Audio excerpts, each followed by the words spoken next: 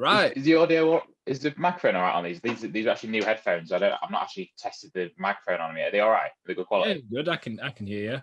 We are Yeah. blessed. All right. Cool. Matt, we're beginning. So, how everything's going to work, I'm keeping this into the podcast so that it's organic as fudge.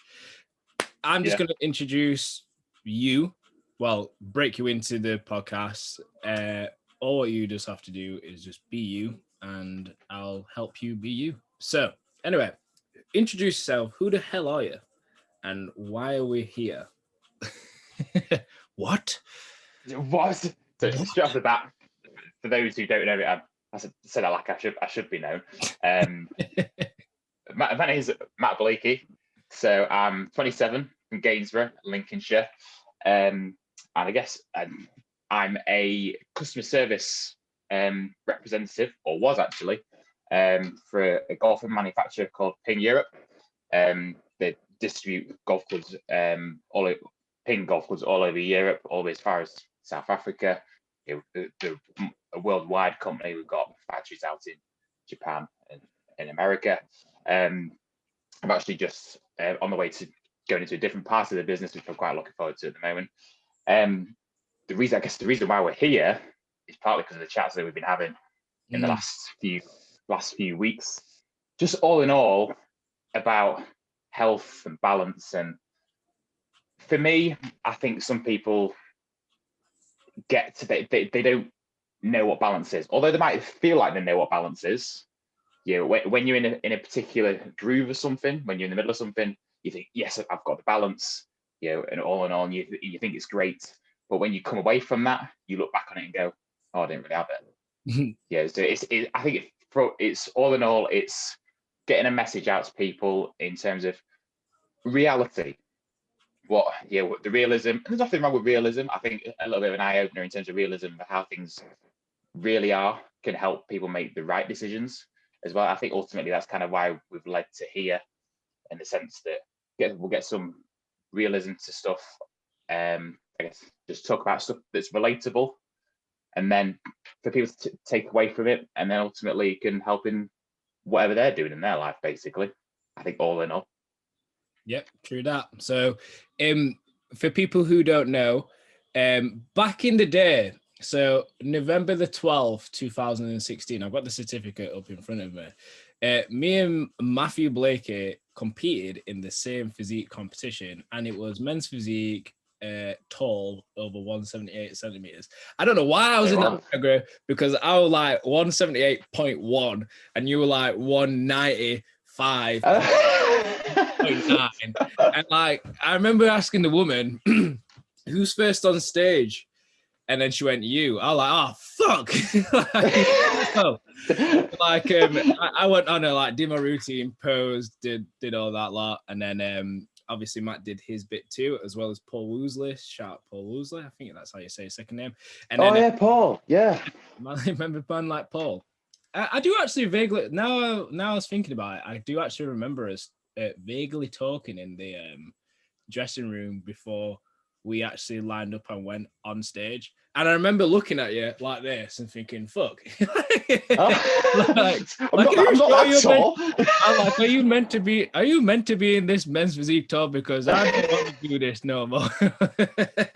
So yeah, I felt very like, God damn, I need to up my game. And long story short, Mr. Matthew Blakey took the big W and I came third. So, but kudos, handshakes, all that good nonsense.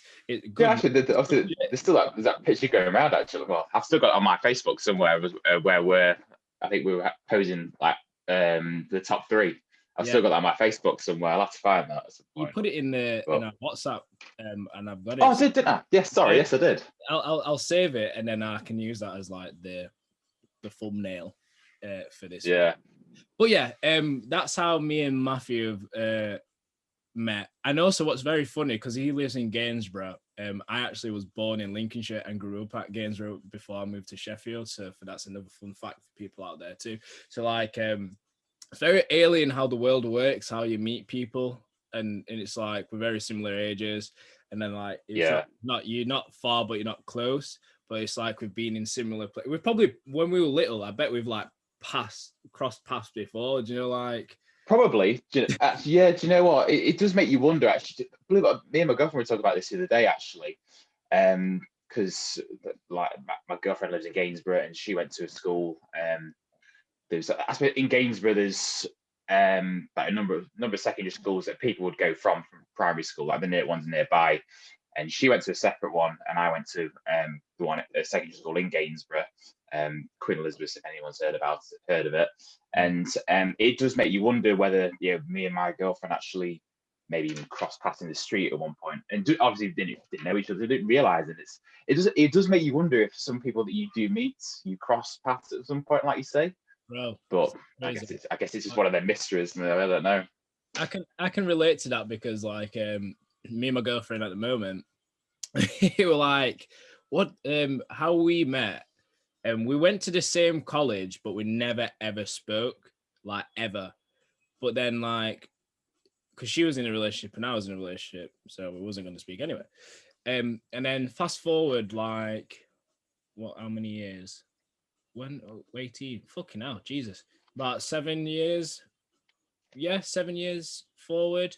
I was locking up this gym what I used to work at, and she worked in like estate agencies, and she was working with the landlord of this place, and I recognized her. I was like, "You Olivia," and then it just like, and then a year and a bit yet later, here we are. It's just like how like what is the odds of timing for like her to come and view this building at like 8:45 in the morning whilst I'm closing it, because I used to start really early in the morning. Anyway, so yeah, the way how the world works and time and stuff like that is crazy. So speaking of time, we'll talk about what we're going to do. We're going to talk about competing, and we're going to talk about some mental health, and we're going to talk about health, but we're going to go through it in certain stages, Matt. Okay, so go for it. When did you decide to get into competing, and why? Like what fueled you to be like, right, I'm going to compete, I want to give it a shot? Did you compete beforehand? Because I didn't know if you have. What fueled you to like do it? What was the mentality and made you just take the plunge into doing it? I suppose a little bit of a backstory before we compete, just briefly. That when I left school, I went straight into work, basically, and then fun fact, yeah, I just wanted to go earn money. I didn't feel I didn't have a great experience with education in school, to be honest. My work ethic back then was very different to what it is now. That's, to be honest, in some cases, I actually wish that I had the same work ethic back then that I do now, because I think the story would be a little bit different in regards to what happened in regards to education. Why is that? Like, what? Sorry to interrupt. Why? No, it's. I think it's the mentality that this is with a tie into the gym and yes, I suppose career progression into like methodically knowing where you want to be and knowing how to get there, basically. And I think there's multiple reasons why it was a little bit different back then. I think it was just experience that I didn't felt like I fit in, really. I was in a school that was considered to be a boffin school, if you want to call it that, boffin school. And you know, and like I was average across the board, but in a school like that, you're at the bottom pretty much all the time, you know. And that doesn't do anything good for your self-confidence, or just nothing for your self-esteem. I wasn't, on the other side of things, I wasn't sporty. I wasn't, you know, I felt like I was an in-betweener, trademark. Yes, in that sense, I didn't feel like I fit in. So as soon as with the experience, bring that together, the experience I had, I was like, you know, I just want to get out, I just want to work, I want to earn money, just kind of do things that way. And then I think all in all, things started to change when, as soon as I went into work, after a month, I got laid off straight away, and I just life. Yes, and then life, yes, and then my mum made the suggestion about going to the gym, and she'd been going to the gym. She had a PT for I don't know Your how mum, long. your mum smashed it. Yeah, she had a PT. She was going to the gym, and I think just she was just like, just it could be quite a good idea to pass the time until you find another job. So I did. End up being out of a job for about a year, and then this is where it all begins in regards to the fitness journey. Yeah. So I think like if you do things, because I was in there every single day. I know there's the whole like when you talk about health and fitness and stuff like now, when everything just went out the window in regards to recovery stuff like that. It was just like smashed the gym every single day. It's yeah, I was in the gym every single day, just just to pass the time, just take an hour, 2 hours out of the day, and you get to that point where you see the results, and then you kind of go, and then okay, oh yeah, and then I ended up getting a PT, and then made some real changes like that, and then he actually suggested one day, I think we were a couple of years in, and he said, have you thought about having to go to a show? I was like, a show? And he's like, yeah, bodybuilding show. And I was like, yeah. If you think I could have, I'd do all right. Yeah, I'll have a dabble. Why not? And don't get me wrong. Like the first time I tried to, it didn't work out first time round. I think I underestimated the amount of work that needed to go into it. That was a big learning curve. I think it was. Yeah. I think the one thing I take away from anything that I do now is the mistakes that you make, you learn from them, and then if you do it again, then obviously you learn from the mistakes, and then you correct. And it's like the build up each time. You're always going to make mistakes, but if you could learn from them and then continue to build on it, then you're only going to progress even more. So that fell flat on its face. I made that mistake. I was naive about the amount of work ethic that you needed to do, the amount of stuff, the work that you need to put into it. And then I actually competed at Body Power about 18 months prior to us competing.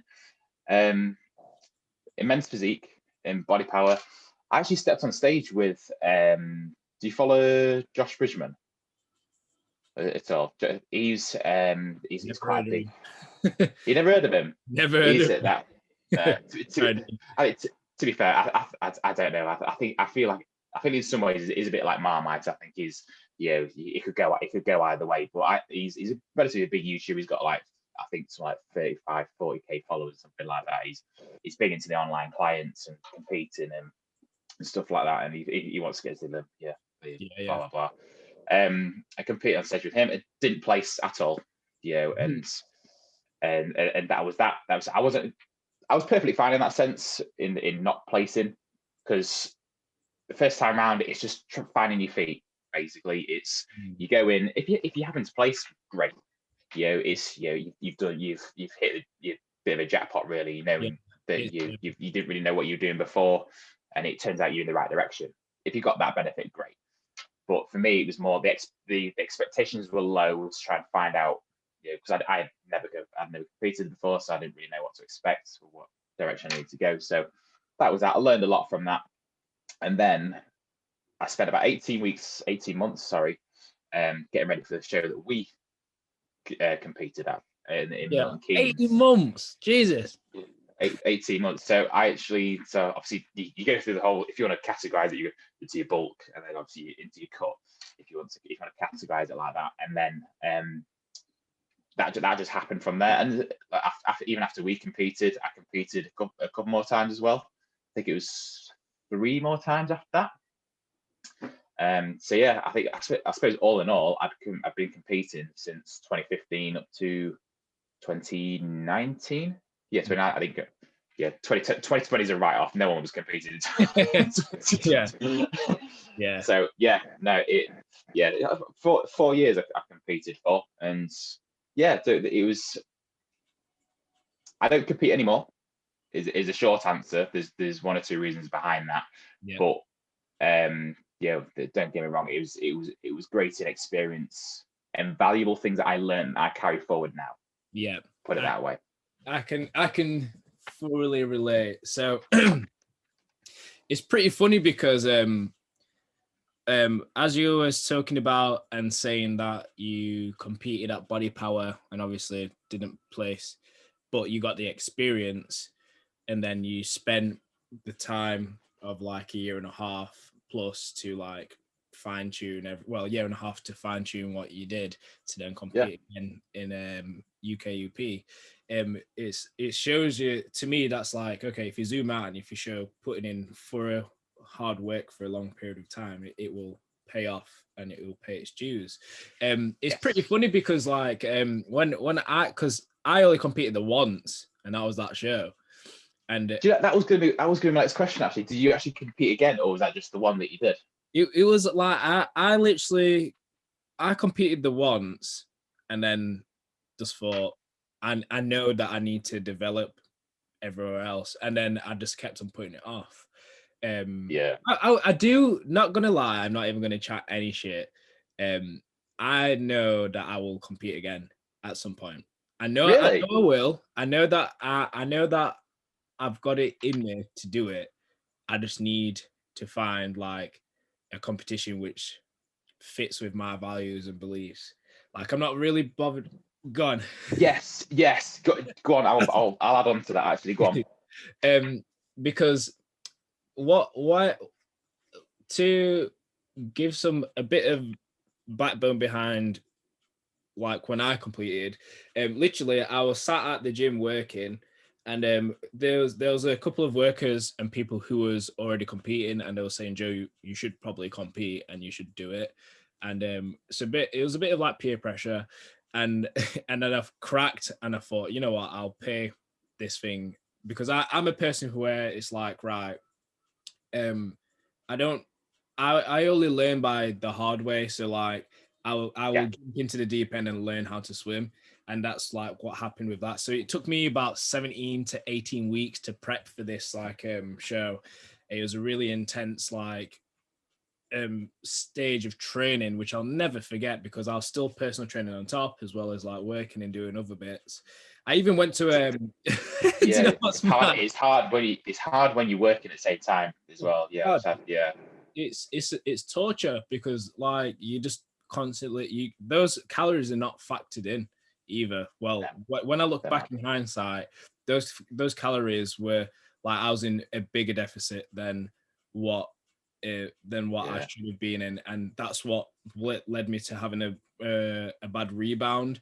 And this is something what we're going to talk about as well, because in regards to health, people see like the 4% body fat, abs like absolutely shredded, like foreskin is like a chest, and it's like foreskin for a chest. What? But like, what the fuck? Like, but anyway, I know what you mean though. And you understand where I'm coming from. It's like, I know what you mean. Yeah. Real like shreds, and they think, that's why I'm going to join the gym, and that's why I'm going to train, because I'm going to look like this 24/7. And unfortunately, like, long story short, it doesn't work like that whatsoever. No. And like, I'll tell you, like, Matt will tell you, being Matt, and I'll tell you, being Joe, that like, and from two people who have competed together in the same show and have very similar mindsets, that for the general population to aspire to get to that level is very unrealistic. And not to, well, it may feel like we're going to shit on a lot of bonfires, but we're going to help you to reignite a fire in a better way. Yeah, I was going to say, I suppose I'll put out there to begin with, I think if I've got no problem with competing. I've got absolutely no. I was thinking about this the other day. I was like, do you know what? I was looking at us. I still actually think about the day that I woke up on Body Power in 2019, and I still look at that picture of me in the mirror that I took when I woke up, and I went, fuck. And I look at that and I go, fucking hell, it felt amazing being in that shape. But that's what the hell was that? It was, what people don't see is probably what happens in an Instagram sense, off camera, out of photo, and on the lead up to that. So it's that morning, like literally that picture in the morning, I look back at it and go, fucking hell, it felt amazing being out of shape.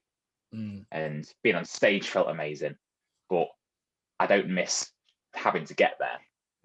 I don't miss that at No. all. And I can only presume that we're going to probably talk about that. So I think probably one thing I would say is that anyone who's looking to compete, those who have never competed before, or want try and learn about bodybuilding along the way. Every day is a school day, but I do wonder if people actually get told what actually happens during a prep before they go do it. So if they have a coach, I do wonder if they actually get told what will actually happen. The amount of sacrifice that gets made. And obviously, I guess from a motivational standpoint, it's like, sacrifice. You need to sacrifice things to be able to get it to reach your goals. I get that, but I think when it becomes a case of sacrifice in a sense that there's literally so many more cons compared to the pros, I think that's when it starts to become a bit, So I suppose on detail we'll talk about that. So I think it's more, like I said, we're not going to. I don't want to be bashing on like people who compete, and I think it's more like we come to begin with. It's the realism of like what to expect and what happens. If you have that knowledge and you go do it, great. That's your decision. I think people, I just don't know how much people know about what actually happens, and whether they actually get told to begin with. So I guess it's obviously one thing we'll never know, but I guess if we can put some knowledge out there for people, to what to expect if they do compete, but also then from a health standpoint, we've carried that forward from a health standpoint from there, what you learn from that, even better.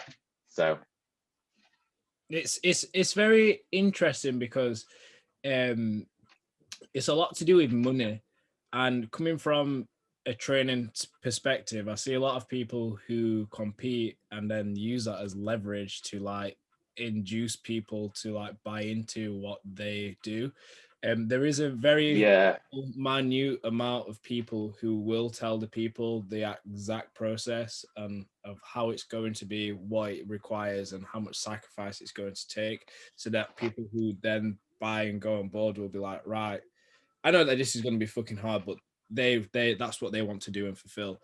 But then there's the other like fraction of people who will be just jumping into the deep end, but be literally in a deep end of lava and be swimming in lava and just killing themselves just for the clout. And it's hilarious. It's like, I shouldn't say hilarious, but like it's like I cannot just intercept and be like, oh, you shouldn't do this because blah blah blah, because I'm never going to be one of them people. And also like I know exactly what you mean. Yes, I've had that. I've experienced that. Yeah. And it's like everyone's got to earn the money somehow, and you don't know what they're having to sacrifice to like earn the money to pay the bills.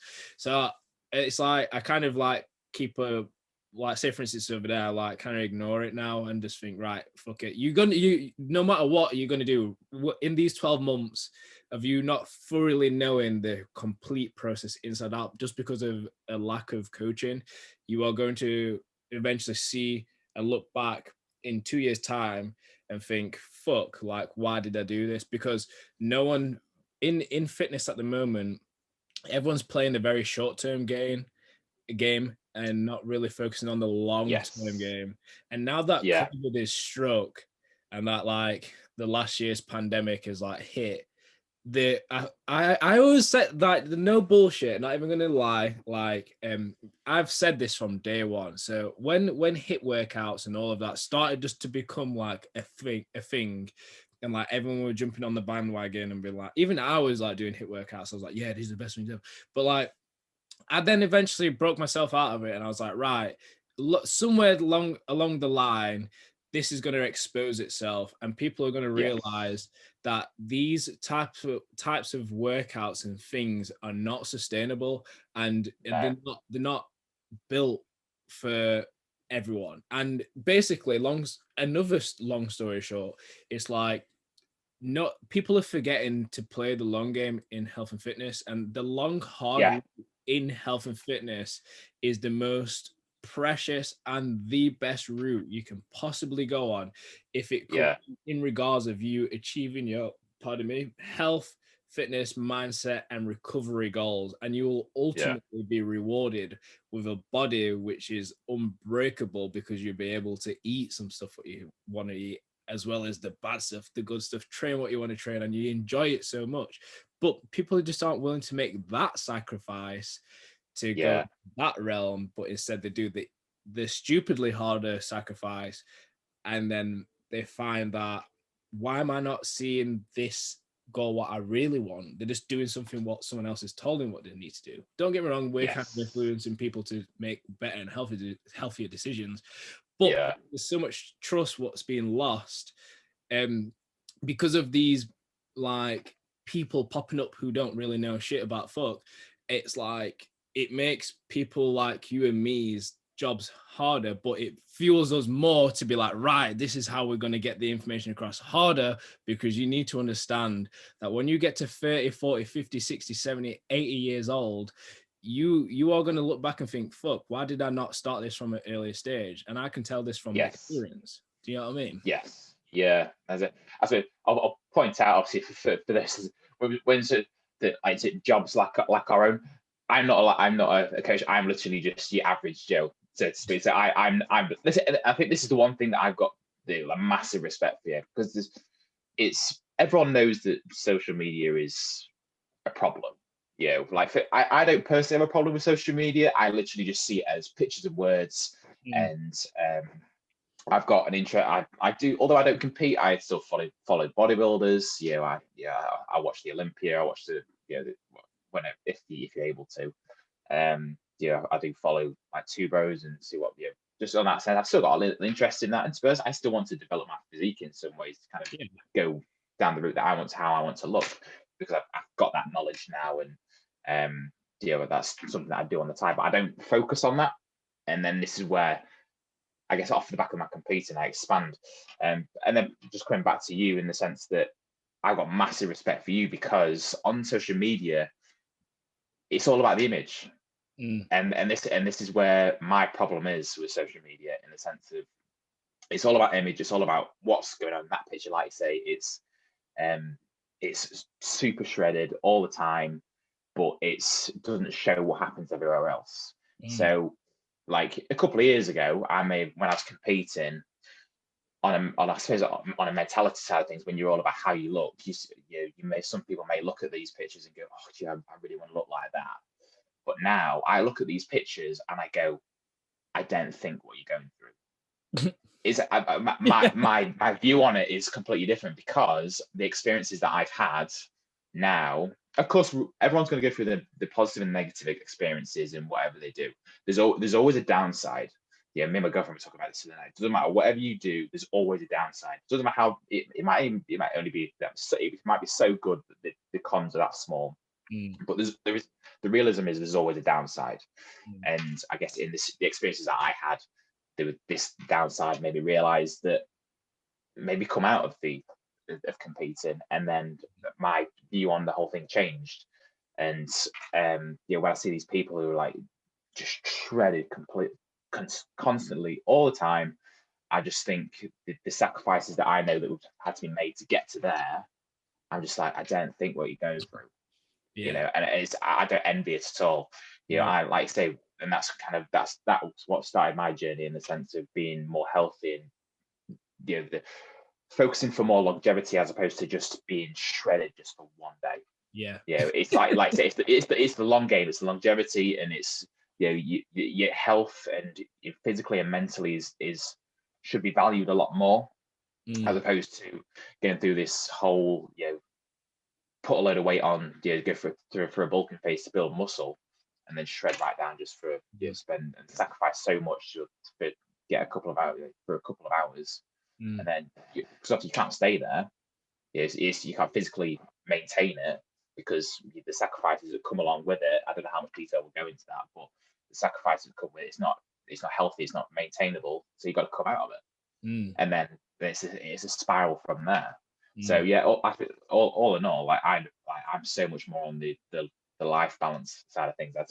It's so refreshing seeing what you do, in the sense that the message of the life, health, and physical and mental health is more important than just a photo on Instagram, just being shredded all the time, and just how things look. Because to be honest, all in all, happiness, if you ask me, happiness in all areas. So if you're happy physically, you feel good, and you're happy with the way you look, and then not only that, that will go into your mental health as well. If you're happy, both physically and mentally, it will show. Yeah. And then to me, that is a lot better than just seeing physically than just being shredded all the time. Nice. And like I say, it's a long game, isn't it? It's health is number one. Yeah, of course. It's as simple as that. Really. So it's refreshing. It's refreshing to actually see you. I don't know if anyone else does it. I'm sure there are other people that do, but it's refreshing to actually see you do it. Really. It's do you know what it is? What fueled me to do it? When I finished competing and I got like a couple of lads' holidays out of the system, I was just like, these things don't fulfill me. They just don't. I don't feel. I'm addicted to feeling good, so I like to feel good. So yeah, I do because I felt bad a lot of times. When I feel good, I want to feel good. So when I do something which is not in line with what I believe in, so I'm a very minimalistic person. I don't really need much in life. I like to drive my car, but because that's my like little cocoon. I can just put my tunes on. I can just do whatever I want. I can drive as fast as I want, wherever. That's like my escape for like 30 minutes after I finish work before I go home. So that's like one thing what I only need, and I just need a couple of dumbbells and a bit of weights, and I can just make something from nothing. I've always been a person who's been very strategic / creative, and I can make something from nothing. And in the health and fitness industry, because I'm coming up to my 9th year or 10th year. I started at a very young age, and a very funny backstory. Like I was actually never really into the gym up until like 20, even though I worked in the gyms. It was like a sin. But one of the goals what I gave myself, because I weighed about 69 kg, and what I was very embarrassed to instruct people on how to do some exercises, because I just literally had like little noodle arms, and like I remember doing this leg press. It was only on like 40 kilograms, and doing an induction to these adults, because bearing in mind I'm like 18 and they're like 30, and I've just come out of college. I'm like, oh my God. I was showing them how to do a leg press, and my legs were like proper shaking. And then in my head, it went ping. And it went, my biggest goal is to always be an example to my clients, to show them like what's what. And my fit, but at the time though, I was like, right, I need to get into really good shape. So that's what fueled me to like compete and be like, right, let's see what potential I can get out of me now. Let's just try it, because I've been thinking about it for a couple of years. I feel confident in it. And if I keep on dabbling with it, I'll never do it. So then jumped to the deep end, did it, placed third, first show, left it at that. I thought, yeah, cool. And since then, it's been like, okay, I've seen various clients. I've worked with a lot of people.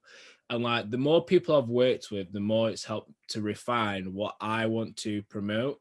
So like when I've helped people out to like lose weight, to like change whatever goal they've had, because I have such a diverse amount of clients. So like I don't have it. Everyone's like, you should have a niche, and then you should specify what you do. Fuck that. Do what you're good at. And honestly, like my clients at the moment, like I've got kickboxers, people going into the Navy, got mums, got civil servants, police officers, people who are going to compete, and then people who just need to just train. It's like, how do you put that into a niche? It's just like, I'm just a trainer. Like I'm just going to train people. If they need to come and get help, they will get help, and they get prim and proper, end of. So that's that. And where we're now, so when it comes toward like now, when I think about my body, it's like, right, I want to be a symbol of health, but like I don't need to be 8% body fat, but I can flick the switch if I need to get to 10% body fat, but I'm never going to exceed and go into an unhealthy balance to bulk just to say I'm going to put some size, when I could just increment the chip and add it on.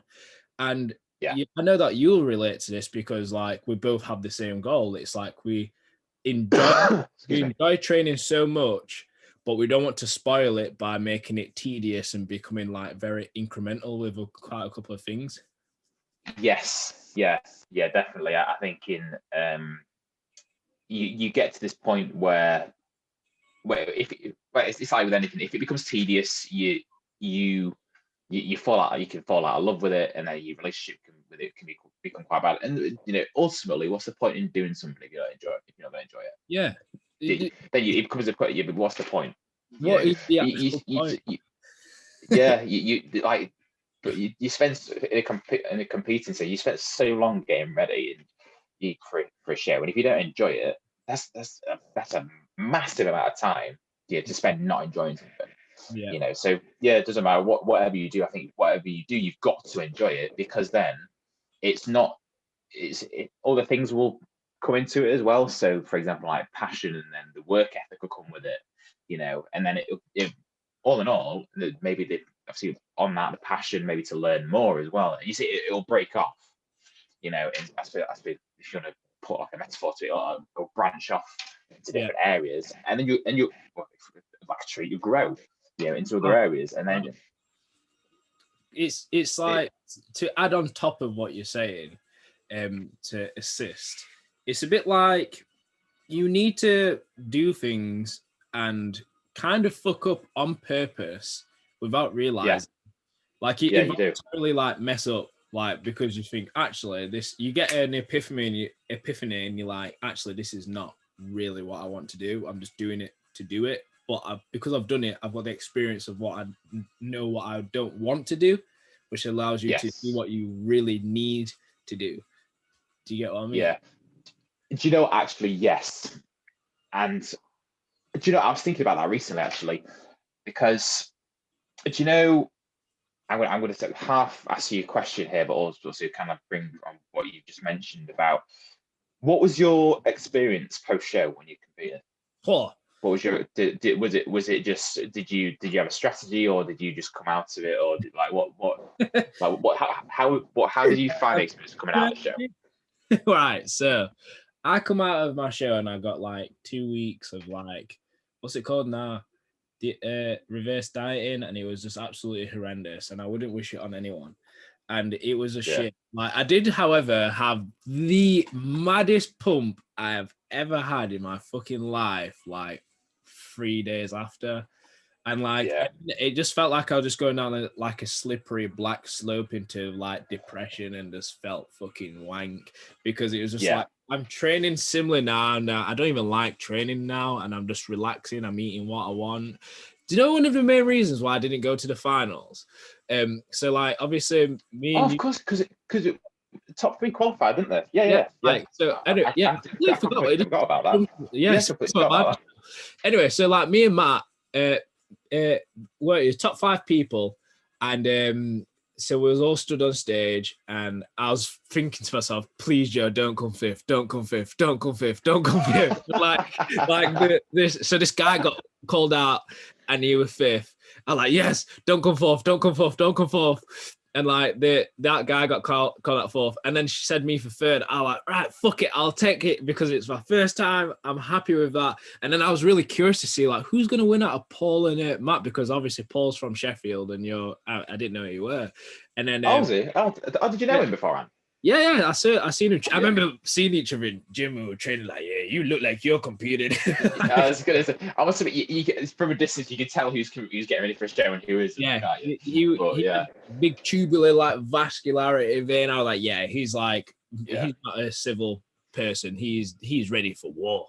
Like, that's just sportsmanship and just typical. Anyway, long story short, I was just like, yeah, this seems about right, because I didn't even expect myself to get into the top 5. But with Matt taking the W, I was like, yeah, cool. And then it was like, right, do you want to go to the British finals? And I decided to pull it out because I knew that you was in and Paul was in, and there's as well as like other 5 people from. No, there was like 15 to 20 other people from 3 or 4 other shows. So there was five people from York, from Milton Keynes, 5 people from York, 5 people from somewhere else. Yeah. But they competed 2 weeks prior to that, and I just physically could not put myself through 2 more weeks of prep. And mate, one of my best mates' birthdays at the time was on the same day as that light show, that finals, and I was like, do I go to my best mate's birthday, or do I go to a show knowing that I'm going to place worse? Because I just knew inside my gut instincts, I knew like I could not get any more shredded than that without losing massive amount of muscle and burn myself out even more. So I just took the safe option and pulled myself out. And then, fortunately, you took the big W again. Yes. Oh, you got to give yourself a pat on the back, you know. None of this like fucking being a hedgehog. You got to be like, yo, listen, I took the W. You got to be proud of it because it's a life achievement. Okay. It is. I was a bit like that. That was a very mad stretch. I think about 6 weeks. That was a bit for someone who. I guess that's a separate part of it. But for someone like I've never really had a massive amount of self-confidence. So I'm not going to go. You know, I'm not. I suppose put it into context. I'm not a Conor McGregor. I'm not someone who'll talk. I will not spout it. I'll like, exactly. I'm not that. You know, to put it into context. I'm quite modest. So if I'm good at something, I'll go. I'm all right. So I won't bring it up with someone, but they'll if they'll bring it up and they say, oh yeah, you that's like a bit of achievement there. I was like, oh, yeah, it was did all right, you know, and getting that. So the competing with you, and then there was British finals 2 weeks later, and I think about 2 or 3 weeks after that was a photo shoot that you won off the British finals for winning that. And that was the maddest like stretch of weeks that I'd ever had. Like that, but the expectations were so low. I was just kind of riding the wave of just a case of right, let's just see what happens. And I don't know if that helped in the sense of just help me relax a little bit. It's like just expectations were so low, and then just see what happens and just go with it. And then it went through it, and then all that happened, and it was a very good experience, all in all. So I do look back on it and go, it's good on you, mate. To be honest, it was good. You should like, this is one thing what I talk to my clients about. It's like, if you've got your goal and you've achieved your goal, why are you not fucking like giving yourself a pat on the back? Like, but the thing is, what I understand where you're coming from, because it's like, say for instance, me and Olivia will talk and shit, and I recently upgraded my car. Like, yes, and very nice, by the way. I saw that the other day. But like, I can never bring myself to make a post and write about anything like that, because I feel like I just don't want to. I don't want to be like, look at me and look at what I've got and be like, look at I know that there's I know that this is it's not even a deep subject, but it's just people will never really like to see you do well, no matter what you do and who you are. Just to sway and just avoid it, rather it not even be there for anyone to talk shit. Do you know what I mean? I think to be fair, I think I know exactly what you mean when you get these people who have it's evident they've got a lot of money, or well, in some cases you don't know if they have got a lot of money, but they look like it. They're buying all this expensive stuff, they're throwing it on social media, throwing it on Instagram, new car, exactly. And I guess in some cases, yes, they might have a lot of money, but in some cases you wonder, actually, are they doing it just for the image? Are they just they just want to show it? And then it makes you wonder, do they actually get the other luxuries of life, if that makes sense? And what I mean by luxuries of life, I mean not spending money. I mean is in like the value of life, and like relationships with people, and your health, physically and mentally, because they are valuable. They're obviously not from a financial point of view, but they are valuable to go forward. So, and then it's I suppose all in all, like when you spread all that on social media, it just make it sound like you're boasting, and it's quite damaging to a point in different directions, depending on your personal situation, whether you've actually got the money to do that, or whether you've got a load of money, and then it's like I say, it just gets complicated. And I tell you what, all in all, I like to simplify everything. If something gets a little bit complicated in your head, and it's just like, right, just simplify it, and then that's kind of like, oh, that's how it is. Really, like reword it or whatever, just simplify it in your head, and then you can tell if something's right or wrong. And like I say, if it gets complicated, it's just easy just to avoid it. So I'm not surprised you do that, mate. Living humbly, and last bit, like you say, attitude with gratitude. you know, I suppose yeah. Oh my God. Sorry, dude. I suppose from your point of view, I get like you're in a position where you can do that, you know, and you're the type of person that's not gonna, like I say, you're gonna throw it around on social media. You're No. grateful to be in a position where you've actually been able to do that, Yeah. and then you're gonna just enjoy it. You know, Yeah. it's and why not? If you earned it, be grateful for it and go and enjoy it. That's You it. don't need to you don't need to splash it all over social media and post about it. You know, it's just.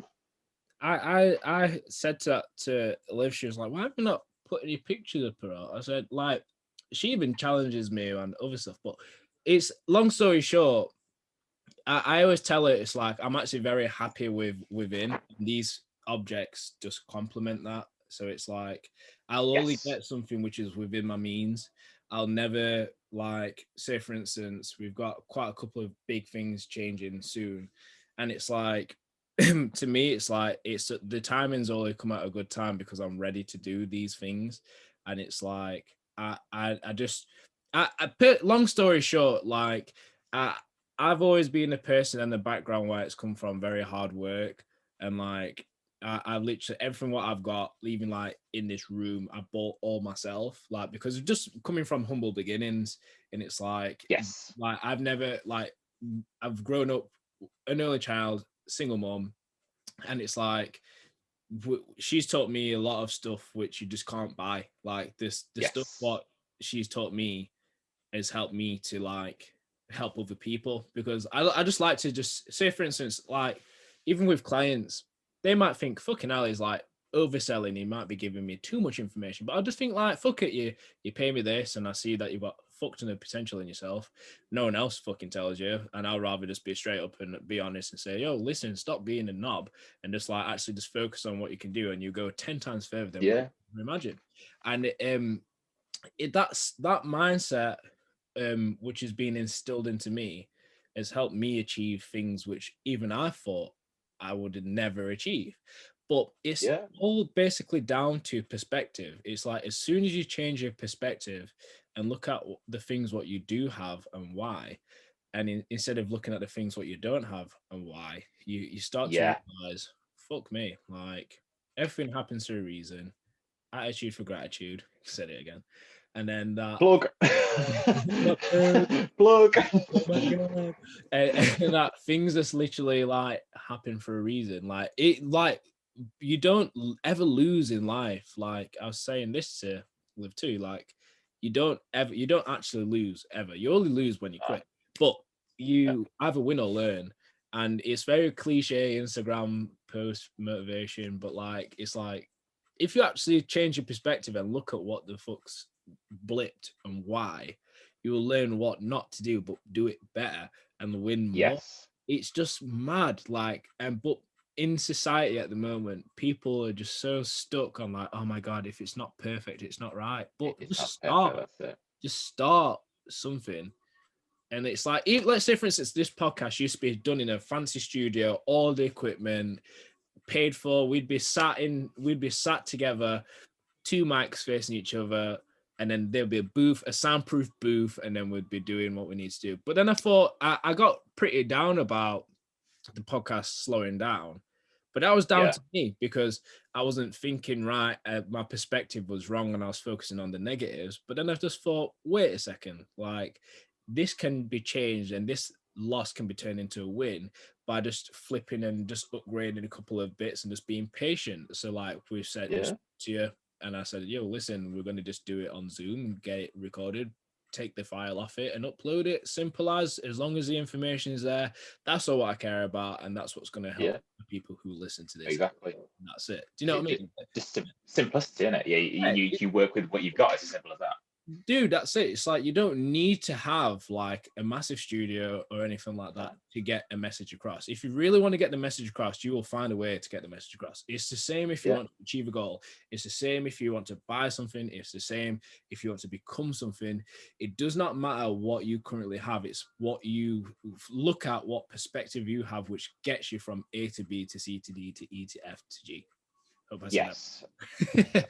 Yeah. I must admit, like, it's I think for me, like it's like exactly the same, but I suppose in perspective, like my I feel like I've learned so much in say the last 5-6 years, not from an educational point of view. I guess it depends on education.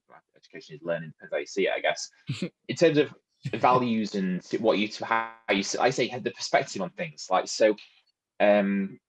I very much now become the person of you can. I believe that any negative situation you can find a positive in it. Doesn't matter how tiny. Doesn't matter how tiny it fucking is. It's like that tiny bit of positivity can actually make you feel a little bit better about the situation. And to be honest, you can actually, it might even lead to you growing on that positivity. It might feed into something else, and then it's I think when you do that, and like and from that you flip it on its head, and then like you said, it's from that perspective, it's all of a sudden you see it differently, and you see it as not such a bad situation. I find myself now, if something bad happens, I'm just like, could be worse. It's yeah, and it's you just learn from it. You get on with it, and like say, if something bad happens, you just work with what you presented with, and you just get on with it. Because if something that needs doing, then if it needs to be done, you get it done. You work what you got, and like you say. But yeah, perspective is a massive thing, and I think that's where my perspective on health. I kind of, when I learned that lesson, that's when it came into the whole looking after myself physically and mentally, and then that's the perspective on that. And then I kind of, that in itself was a positive, and then the knowledge on top of that I built on top of that, which I just it's just a plus on a plus on a plus. I suppose I didn't, as a whole perspective is good, but it's just the build up on it just makes it even better. So that it's like you've got the tools in your arsenal, which to us I probably had them beforehand, I just didn't realize it. And then obviously having that change of perspective actually unlocked it, so to speak, and then you build on it, and then you see even more from a different perspective, and it, like I say, it can pave the way in terms of the direction that you want to go, like you say, with your career. And also, just coming back onto you said about how people say from a business point of view, I get it in the sense of you should have a niche market, you should be doing something niche and unique, and I think from your point of view, I think it's health is so important. I think now more than ever, with the shit that we're in at the minute, it's me and my girlfriend had a conversation about this the other day, like how like lockdown is affecting just each of us in general, and it's just the whole situation physically and mentally. Gyms are closed, you can't do as much as you can, blah blah blah. So it's people like you that are going to help more people. If that makes sense. So from a business point of view, if you're going to help more people and it sticks with your values, then why you don't need to go niche. You're ticking the boxes in terms of what you believe in, and then from a business standpoint, you're appealing to more people.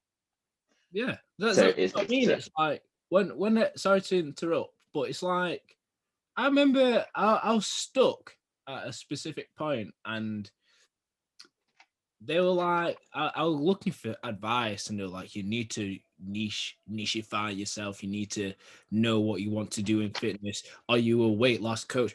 Are you a transformation? Are you a runner? And it's just like, I don't care about any of that shit, because you're missing the whole point of health and fitness. Yes. You know what I mean? Like, just because I'm a successful running coach does not mean that my client's gonna be mega healthy. I could be telling him to do a 10K every day. Do you know what I mean? Like, you could just be ill-equipped, as an example.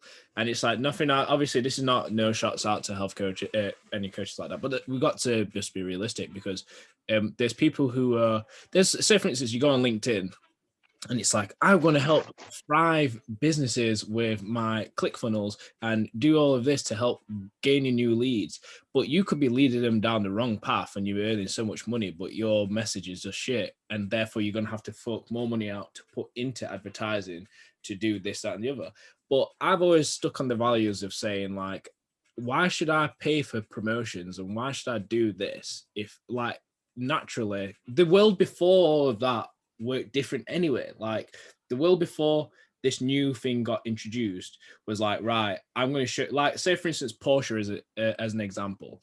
Like I love Porsche cars. Like my dream car is to own like the new gen of like a Turbo S because they're just fucking sick. But Porsche's values have always been like, yo, look, listen, we are just Porsche. Look at us. Like we are always going to be really good at manufacturing. We focus on high quality, and fortunately, if you can afford us, then to you, well done. Our product is great, yeah. Do you know what I mean? Like but I don't really care about like Lambos and Ferraris because I just feel like Porsche is a bit more. You can do them. You can drive them daily. Like you can just do a bit more practicality to them. Yeah, they're extremely complicated but simple machines. But I like that. Like I like complicated simplicity. Do you know what I mean? It's like I think health. Yeah. All of this, but you can channel down to here, and it just starts off with your heart and how you think. Yes, I was thinking about this today. Like over, like I feel like I continuously learn stuff about health and the gym and stuff like every single day. Yeah, in the sense that I suppose to get to where like in the gym to get results, you can keep it quite simple, which can it can be quite complicated. All in all, if you broke it down into literally everything, there's a lot of information in there. Yeah, to take into consideration, for example, if you wanted to lose weight or gain muscle or put some weight on, in some cases it can be a case of doing particular types of training, eating particular foods. You branch off into those areas, but all in all, what I've learned over the last few years is that you can simplify it in your head, even more, and ultimately, like there are days where I'll turn around to myself and kind of like build on it. Like I've got notes on notes in my phone about stuff that I like, stuff that I want to do in regards to like workouts. Like I'll think about workouts sometimes. Oh, I fancy I'll just start scribbling stuff down, and they go, "Oh, I fancy doing that next time." Or it might be a case of, "Oh, I want to start having this in my on a like food wise. I want to throw this food in to kind of throw a bit more enjoyment to it." And although I feel like the result, the complications up here get you the results pretty much straight away almost, but all in all, what I've learned, you can make it less complicated but still get the results. Yeah. Oh my god, bro. It's the I tell you what it is. It's like, I suppose from your point of view. So, for example, like I'll try and put it in a PT context. So, for example, everyone's goals are different. So if someone who's just trying to, I don't know, say, just work on their general health, the classed as, I don't know, obese, they've been referred to you by the GP, for example. Obviously, I expect to mention to you that I did actually do my qualifications in PT, and I actually went down the GP referral route and all that, and I was going to go from that. It never sort of really happened, but another story. It's you're not going to give that person, the elements of like how to bodybuild or like the complications, how you need to go into massive detail. All in all, it's literally about the end result. But obviously you want to make it something that's is easy to stick to, but obviously it makes them think that it doesn't feel like hard work. Whilst they're not with you, obviously that obviously it's going to feel like hard work if you're training them, for example. Naturally, that's what you're there to do. But when they're not with you, you don't want to feel, you want to make it like feel like they're not even doing it. And then the surprise on their face when they're actually going in the right direction, they're going, "Oh yeah, that's the surprise on their face when they don't even feel like they're doing it." And that's the thing. And I think in some cases, I think health and like the gym can be overcomplicated to get, and ultimately, if you simplify it, all in all, you can still get there. And I guess that might be the same. I don't know. I'm not a businessman. I don't own my own business, but I bet that might be the same situation like in a business sense as well. I don't know. it's it to add on top of that. It's so I used to overcomplicate what I did to like try and get results which were just unreal. Yeah, But then the day to simplify a complicated thing is like fucking hard. But when you crack it, you it crack it. is. And Yes. I, in confidence, this third lockdown, without a shadow of a doubt, I've made a program, and it's one of the best lockdown programs I've made. And this is like, it's obviously very biased for me to say, but based off client feedback and how they've retaliated to what's been set on the turnover of time. So like I made everyone's custom programs on January so from the 1st of January, 2nd, 3rd and 4th, ready for Monday the 4th, which was the start of. Okay. So because it's a 4-week month, I said, okay, right, I like to make 4-week blocks. So then they have something fresh, but it's progressively overloaded. So Yes. the program kicked off on Monday. Bless, fine. Had all of my clients in. And then obviously by 8 o'clock that night, we went into lockdown. I was extremely annoyed because I spent a lot of time for a lot of clients making a lot of programs.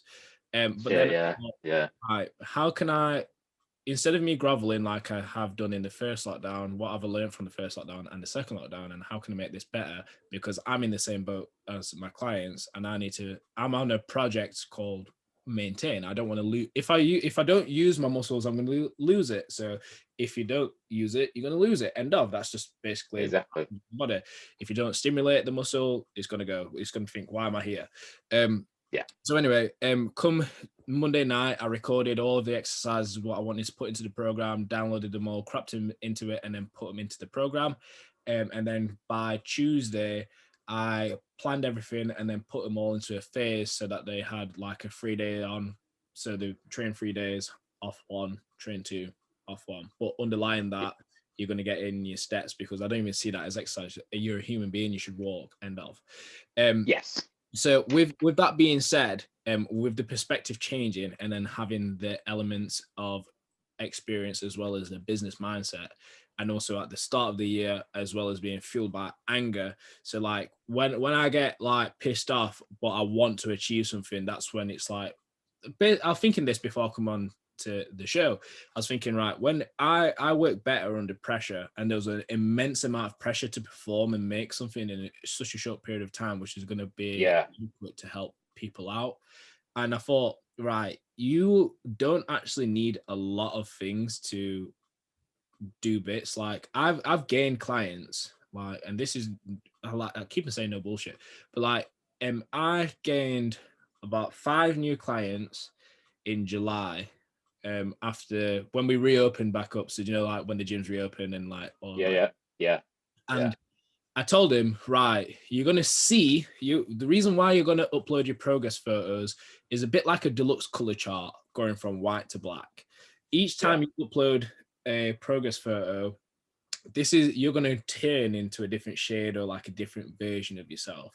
So this strikes like pretty much like the 6-month mark / mark of those people's. And I showed them their first set of progress photos to January the 4th progress photos post Christmas, and they were blown away with the progress what they've made from just training at home and doing simple things, as well as and like on the app what I use, it's like it shows you the total amount of weight workouts what you've done and cardio activities. And I said to them, you think about how many of those weight workouts were at home as well as cardio at home. Like, and I'm not saying I've not set them one hit workout, by the way. No, like honestly, You've not even gone down that route. Like, not even gone down like that route either. So like literally, I found a way how to like build a program which enables the client to literally progressively overload from home with a minimum set of dumbbells from 5 kg.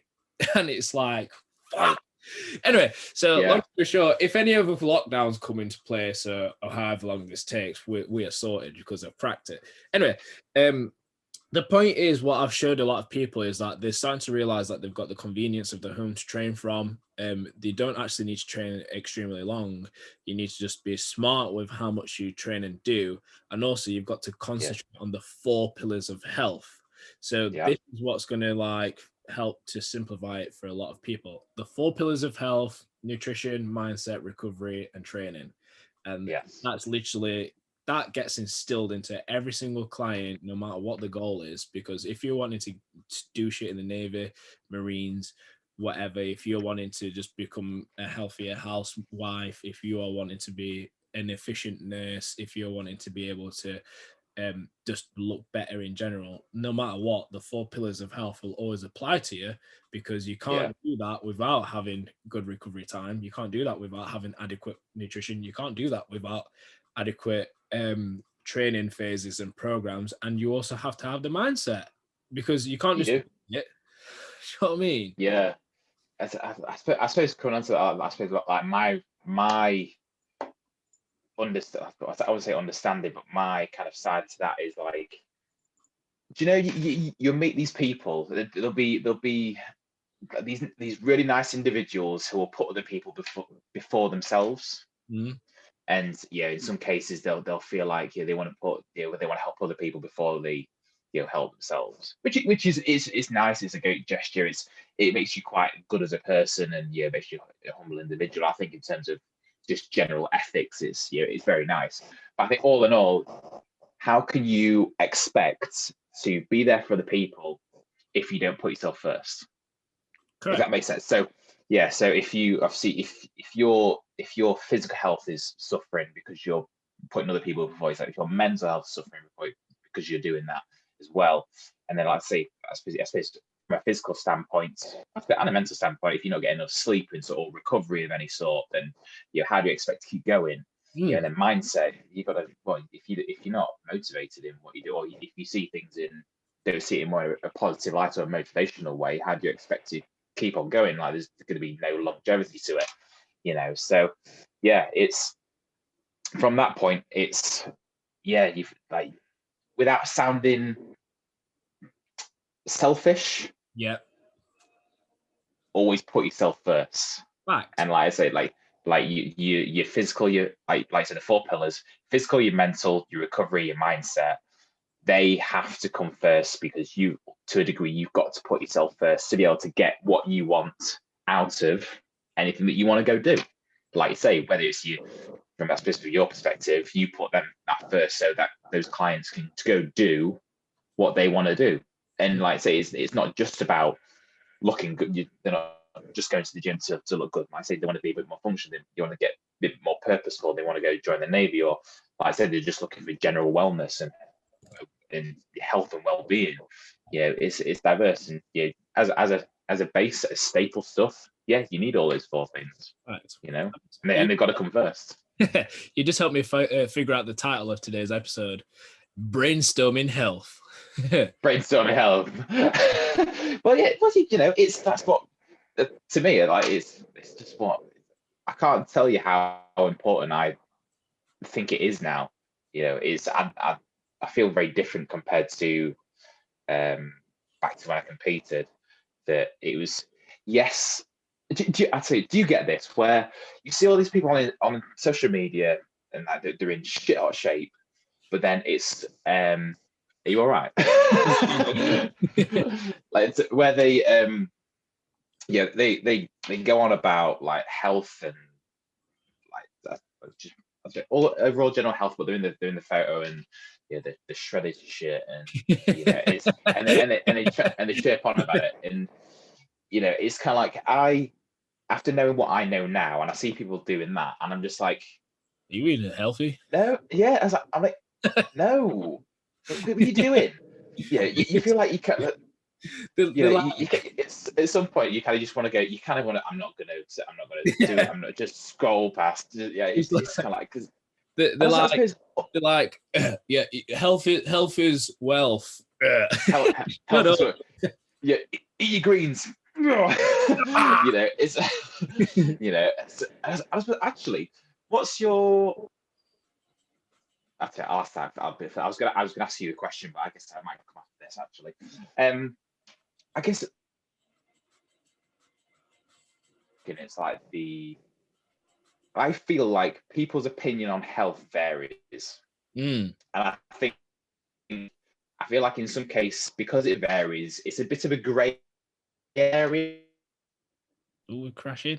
Almost, because it varies from person to person. There's there's nothing wrong with opinion. There's absolutely nothing wrong with that. And what health means to you is it can be completely different to someone else. But I think having some form of idea as to what it is, actually what is more staple that people can use to build on, is probably what's something that we spoke about to begin with. This health to me, for example, is the overall physical and mental well-being. I suppose if you were to put into the 4 pillars as well, in the addition of that, in the sense of your mindset and your recovery, I'm going to throw in happiness as well. Your happiness, it makes up, is almost like an end result almost, because if you're not happy, then there's something wrong. So it's health is the long game. To me, it's like the overall physical and mental well-being, for longevity without sacrifice. And I think that's one big thing that I've learned over the last few years, is that yes, from a motivational standpoint, like I mentioned earlier, sacrifice is all right from getting to your goals, etc. But if you can get to your goals with making minimal sacrifice, it's why would you not take that? Why would you not take that route? Why would you? Yeah, it's an absolute no-brainer. It's like, if you can achieve your goals with like minimal effort, but you can consistently do it, you are healthy as fuck. You are going to be mad. It's like, I used to, so to relate to that and to add on top of what you've just said, it's like I used to be doing like 6-day splits, and I used to feel guilty for having rest days. And then I realized, oh God, yes, yeah. You imagine feel guilty for resting. That's how, do you know, when you actually sound it out, it's actually pretty like, what the fuck? But rest days, especially like, say for instance, how I talked to you about the plan and how it's divides, like 3 days on, 1 day off, 2 days on, 1 day off. And then that circle can just keep on going on and on and on. And then you just have like a week off. Oh, this is one thing. So Christmas came and I gave my clients 10 days off training. So I deleted their programs so they couldn't specifically follow anything. So from the 23rd of December till the 4th of January, they had no programs in line. And I said to him, you can do whatever you want based off this, and this. You can do a freestyle workout if you want to and just log it. Obviously, they still went on the walks. Like, walking is not a workout. It's just you're walking. So a lot of them were like, what the fuck? Like, you're not training either? I was just like, listen, I've got some shit to do on my side. I need to fucking collect my car. Like, no, but like, come. Yeah. Like, but then come January the 4th, which was the start of the new year, going into a new program. And then despite the lockdown happening, they were still extremely motivated because they knew that they have succeeded with accepting that rest helps them to refine and see their goals in much more of a tunnel vision way, which enables them to hit the road running and absolutely hit the nail on the head. Shit, didn't know what the word was. But, are you all right? I like just swinging my arms like. but yeah, so that was a massive thing because I didn't see the point in making and phasing clients out and burning them out when they didn't really need to. It's been a difficult year for a lot of people, and I zoomed out of the training program and I was like, you've been through 12 intense programs. This time, like, just do 2 weeks of this and then we'll phase it out so that you can actually have implemented rest into your program, and it'll enable. I didn't tell him this, but I knew this was going to happen because I've done it to myself multiple times. I just said to him, just stay off your phone. I'll be in touch. We're already booked in for this week and we'll get cracking on from there. Enjoy your Christmas, Happy New Year, yada, yada, yada. And then come in, the prophecy was being fulfilled because it's just like, right, listen, they've come back fresh muscles, fresh mindset. They've got all of the bad shit out of the system because they've blown it out of proportion. They've still maintained the weights. They might have gone up by like a kilogram, which is nothing, by the way. And it's like, now they're like, right, I'm mega focused because I've got a fresh brain. They've been like saying, I've been getting like 9 hours of sleep for like 10 days. And like, it's like, yo, listen, this is like a blessing in disguise. Like, this is one of the best things you can have. Yeah. that's going to make you become even healthier, because you're going to want to sleep more, you're going to want to recover more, you're going to want to train more, Yeah, eat better. And it's like they've involuntarily learned for that sure. without me even having to say it. Yeah, Do you know what I mean? And it's like now they've learned it themselves. like yeah, I guess it's I suppose from their point of view, I think this is something that I've come out of as well. I'm sure a lot of people have as well now, in the sense of seeing when you go to the gym and you want results from the gym, flip the perspective in the sense that you can still get it whilst getting other things, if that makes sense. So, like you said, I bet when you said to your clients you get 10 days off over Christmas and New Year, you, like I said, well, I think you might have said it to begin with, they were going, what?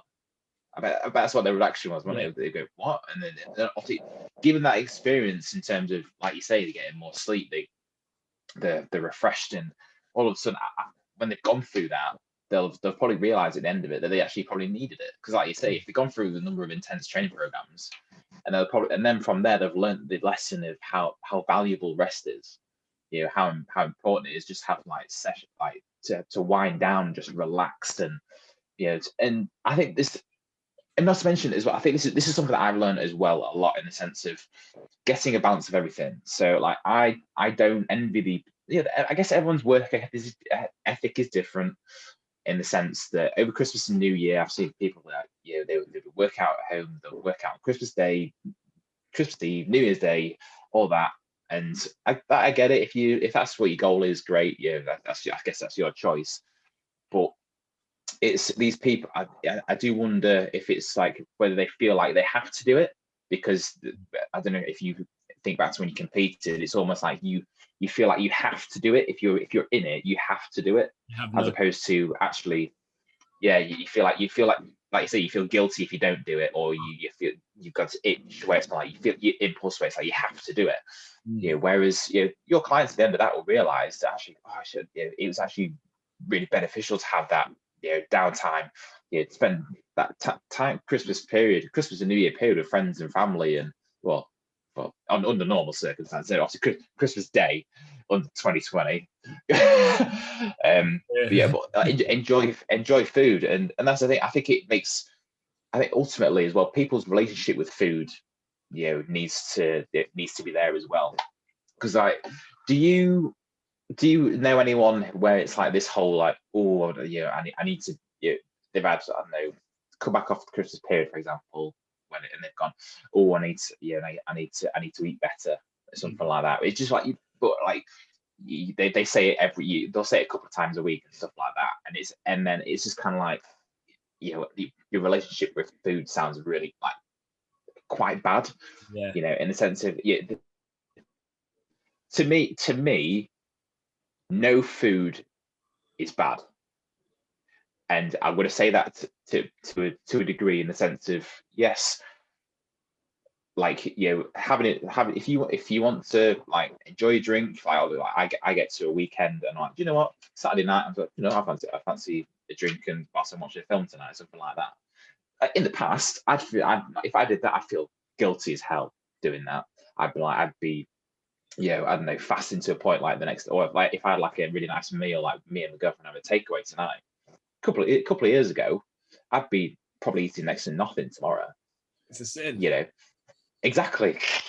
It is, and that's it's the relationship. it's the relationship with food that I guess it. But people, I don't know if it's just because of the people that I know, the people that I've seen, and obviously taking that into account, we're all surrounded by different people, that your relationship with food needs to be okay, in the sense that if you want, it's okay to have a drink, it's okay to eat something a bit naughty, so to speak, as long as it doesn't go into the context of like, you're having like 5, 6, 7 drinks a week, or having a takeaway every night. I don't mean in that context. I mean like we've spoken about the 80, is it 80-20 or 70-30? I'm thinking of bodybuilding. It's 80-20, isn't it? So like for me, for example, I train in the week. And this is something. Do you know, you saying about you used to train like 6 times a week? I was doing the same. I was training 5, 6 times a week. If I didn't do it, I feel like, oh my God, everything's just fucking going to shit. And that impulse, because I think because bodybuilding just everything's down to a T, you feel like you have to do it. Whereas I realize now, I'm actually down to 4 days a week. And the one thing that I wanted was that came as a result of not sacrificing anything. And this is all kind of everything, roughly what we've spoken about so far, among other things, has kind of led to where I am now, in terms of why I'm okay with doing like 4 days a week in the gym. So I'll have Wednesday off, which me, from Sunday to Saturday. So beginning of the week from weekend to weekend, it's a long time. Me and my girlfriend don't live together. We are bubbled together before anyone tries to call us out for that. Lockdown. I know everyone's on edge a little bit. Should you be doing that? Oh my God. It's set like 5 days is a long time. And it can put a bit of a strain on a relationship. So I was why not have the middle of the week, have just time to chill out together, like do something together in the week, just break up the week a little bit. And then train Monday, Tuesday, Thursday, Friday, base it around what I want to do in the gym. And then in terms of from a health standpoint, I eat relatively well Monday to Friday, because that's when I train. I want to fuel my training. My training makes me feel good, releases the endorphins or the feel good hormone, if you want to call it that. And then that's what makes me feel good. And then the weekend, I just spend the weekend doing what I want. Chill out, do whatever you want to, whether it be build relationships or like do hobbies, and just like spend time with friends and family or loved ones. And it's and that's kind of, now I've kind of relaxed to a point. Now I feel so much healthier. And if anything, yes, I'm not like a single figure body fat. I don't actually know, but I feel I'm more happy with how I look now than I was back then. I don't know if you've got the same as that. So I'm so much happier with how I look and feel now. I don't look as good, but I'm more happily within I'm more happy within myself. Both looking at myself in the mirror, I'm just going, I wake up in the morning and just, not to sound like I think anything of myself, but it's always beneficial if you can get to the point where you look in the mirror and just be happy with how you look. Because I know a lot of people, self-image is quite a big thing nowadays. So if there are people that look in the mirror and they don't like how they look, it's not going to be nice. And I was at that point at one stage, and I guess I didn't really know what to do. And I guess that's ultimately where my relationship with the gym and food and all in all just kind of went to in the bin, really. And I just kind of got to a point where I was like, right, you need to change. Something's got to change, because that's not, you're gonna be in the gutter at some point, pal. So it's if you get and again it comes down to health. Yes, when you break down what health is and all the aspects of it, the benefits of it is so much. There's so many benefits to be had. And I think some people don't realize it, and in lots of different aspects. And I think the fact that I don't know how, what messages are being sent out there, like if people are doing what we're doing at the minute, how many other people are doing it, I don't know. I don't know everyone in the world. I think trying to get that message out there of what health is, and then drawing it in what people want to do. People are going to get that, and even if they make the slightest bit of improvement from what we're talking about today, it's just a step in the right direction. And that single step in the right direction might lead on to another step, and another step, and then domino effect. Exactly. What do you think we could do to help what do you think we could do to help open up more minds of people to become healthier? What do I think we could do to help open up more minds, or open up people's minds on a particular thing, or just in general? In regards of health. In regards to health, I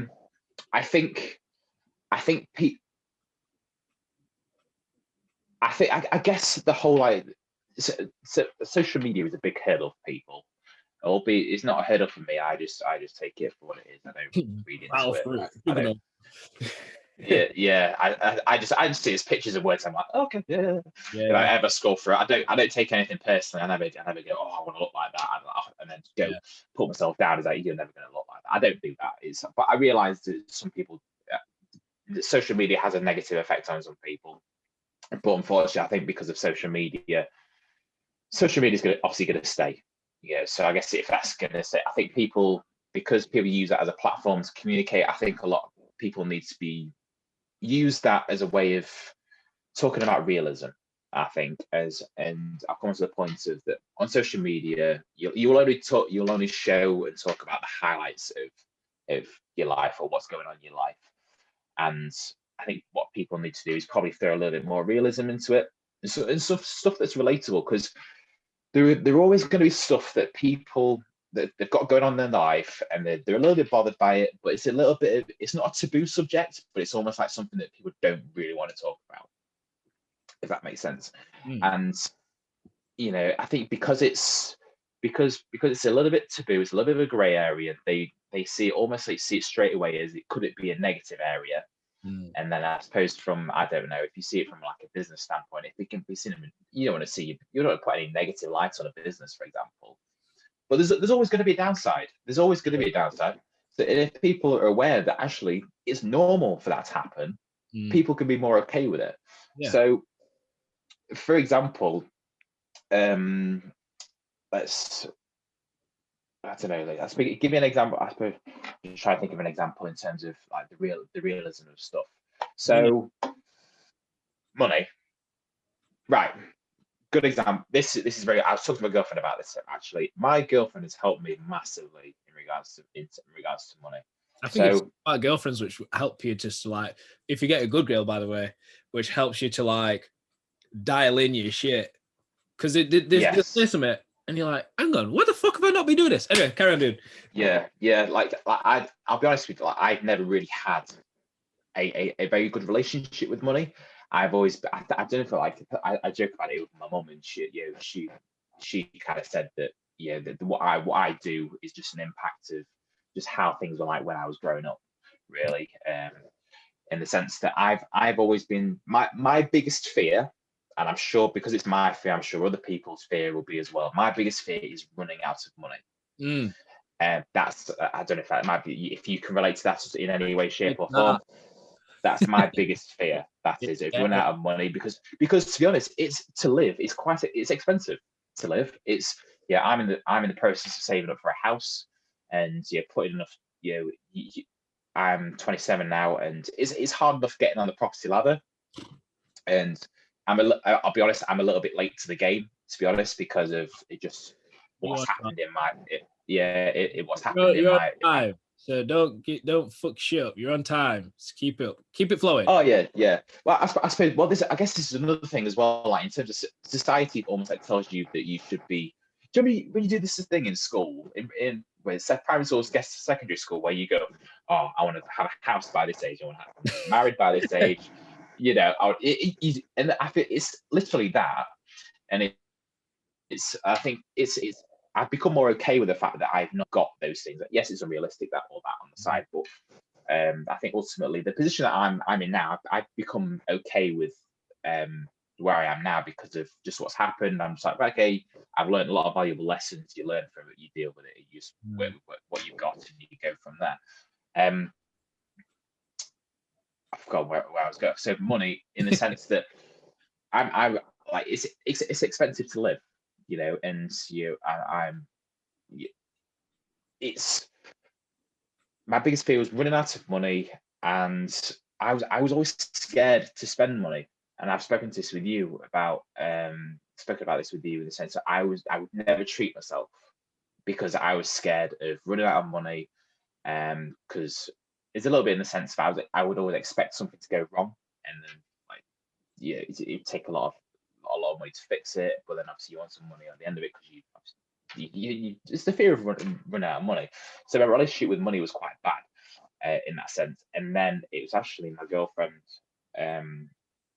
that made me realize that actually you can still do what you want with them. You can still live. And it just requires In my case, it was, if people don't do it, those that are listening, it's very, very good because it's opened up my eyes and made me realize that actually it's not as bad as I thought. It's the breaking down of like budgeting and stuff like that, and some people might listen to that and go, what's what is it's just like budgeting's budgeting, I need to budget, but knowing, like, having a visual of something as to what's going on is actually quite beneficial, because if you don't have a visual, if you can't see it from a different perspective, backtrack a little bit, different perspective, then in some cases it might be worse in your head than it actually is. And this is a prime example. So I had my monthly income, and then obviously we've all got monthly outgoings, and then it's a case of what you're wanting to do. Like me, I'm trying to save up to buy a house, and then obviously it's a case of you save up some money as well. The one thing that I always never do would be to treat myself, because I just wanted to throw as much money away into trying to buy a house as much as I can. And then all of the impact on that, you never treat yourself, and then that does nothing for your self-esteem. Like in terms of like I don't know, buying nice clothes or treating yourself. I guess the way that treating yourself can vary, I guess. But all in all, it's gonna affect how you feel, all in all. And then I suppose all in all from there, it's just that snowball effect. And if there's something that doesn't make you feel good, if there's some form of negativity in your life, chances are it will snowball in that area, and chances are it will attach onto another area of your life, and it will keep going without you realizing. And it might even be a case of, it's just on that sense, if it makes you feel a little bit shit, you can be in a different area of your life, and it can affect your, I don't know, it can affect your relationships with people. If you're unhappy with yourself in general, it's something quite big that's making you unhappy, and it can affect a different area of your life, and then all of a sudden you're bringing that other area of your life down, and as I see it snowballs from there. So opening up, I suppose, coming back to the original question, in the sense of opening up people's minds, it's fine, opening up the mindset in regards to the realism. I feel like it's never a bad thing to be real in regards to what is actually happening. I think if you're blind to the realism, then you can be disappointed a bit further down the line. It's like, for example, if you thought you had, from a money aspect, if you thought you had so much outgoing, and actually the realism is you've got a little bit more or a little bit less, you can be disappointed if you've got more outgoing than you probably thought, but you can actually be pleasantly surprised if you've not got as much going out as you thought. Correct. For example. So in that sense, trying to gain different perspective on money is going to be very beneficial. Certainly in that aspect. In regards to maybe a different aspect, in regards to money, money is not everything. I'll try and go on an example that might apply to someone else, in the sense that people think, not to sound cliche, some people might think that money brings you happiness. It does not. Simple as. No, absolutely not. Money helps you live, but it doesn't bring you happiness. You could.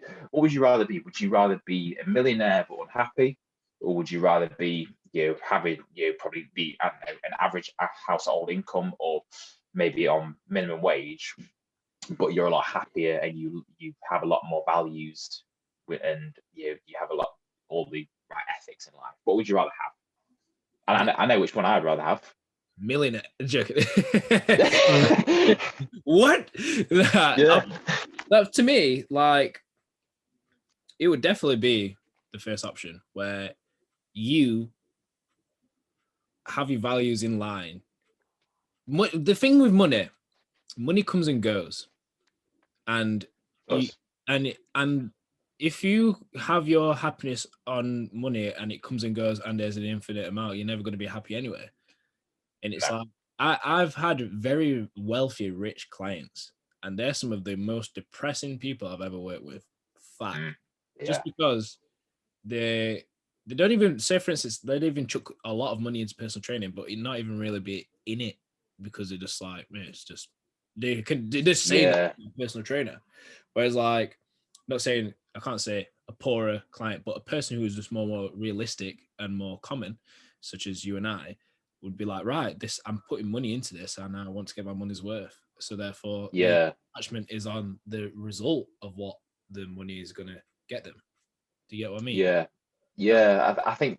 Would you agree in the sense that when it comes to money, your appreciation and gratitude, the bar, so to speak, the appreciation and gratitude for anything that would be, I don't know, for me, for example, the gift of, so I appreciate the small things in life, like attitude for gratitude, shameless plug for you. In the sense, I am grateful for the smaller things in life. I in some cases I feel if someone bought something for me, for example, even if it's just a small gift, I'd feel quite, I'd be really grateful for it. I'd be like, oh no, you really didn't need to. I know some people might say that, but I'm like, no, you really did not need to do that. Yeah. And it's it's little things like that I'm particularly grateful for. Like if moments like that ever happen that make you feel, like someone's gifting you, whether even if it's knowledge, for example, giving you the gift of knowledge, and you learn something from what you're talking about. Little things like that I feel really appreciative of and really grateful for. Priceless. I feel like when you priceless, exactly. I feel like when you throw money into the mix, I feel like the bar for value and gratitude almost increases. I might be wrong. I guess I'm seeing this from an outside perspective, realistically.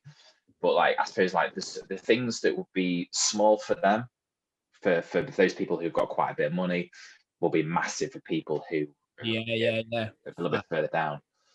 So I feel like the perspective on how you see things, like even like the materialistic things, because they're probably, those with a lot of money will probably spending a little bit more on something that'll be quite small in comparison to people who are on a little less money, will probably be getting the same sort of thing.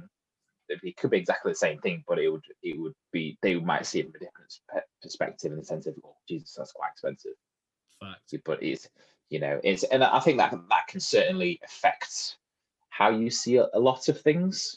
If you try to put it on the perspective of, you mentioned about Porsche earlier, about if someone's a millionaire, they could literally go down, if garages are open, dealerships are open, they could literally go down to a garage and go, all right, I'll have one of them, I'll order one of them.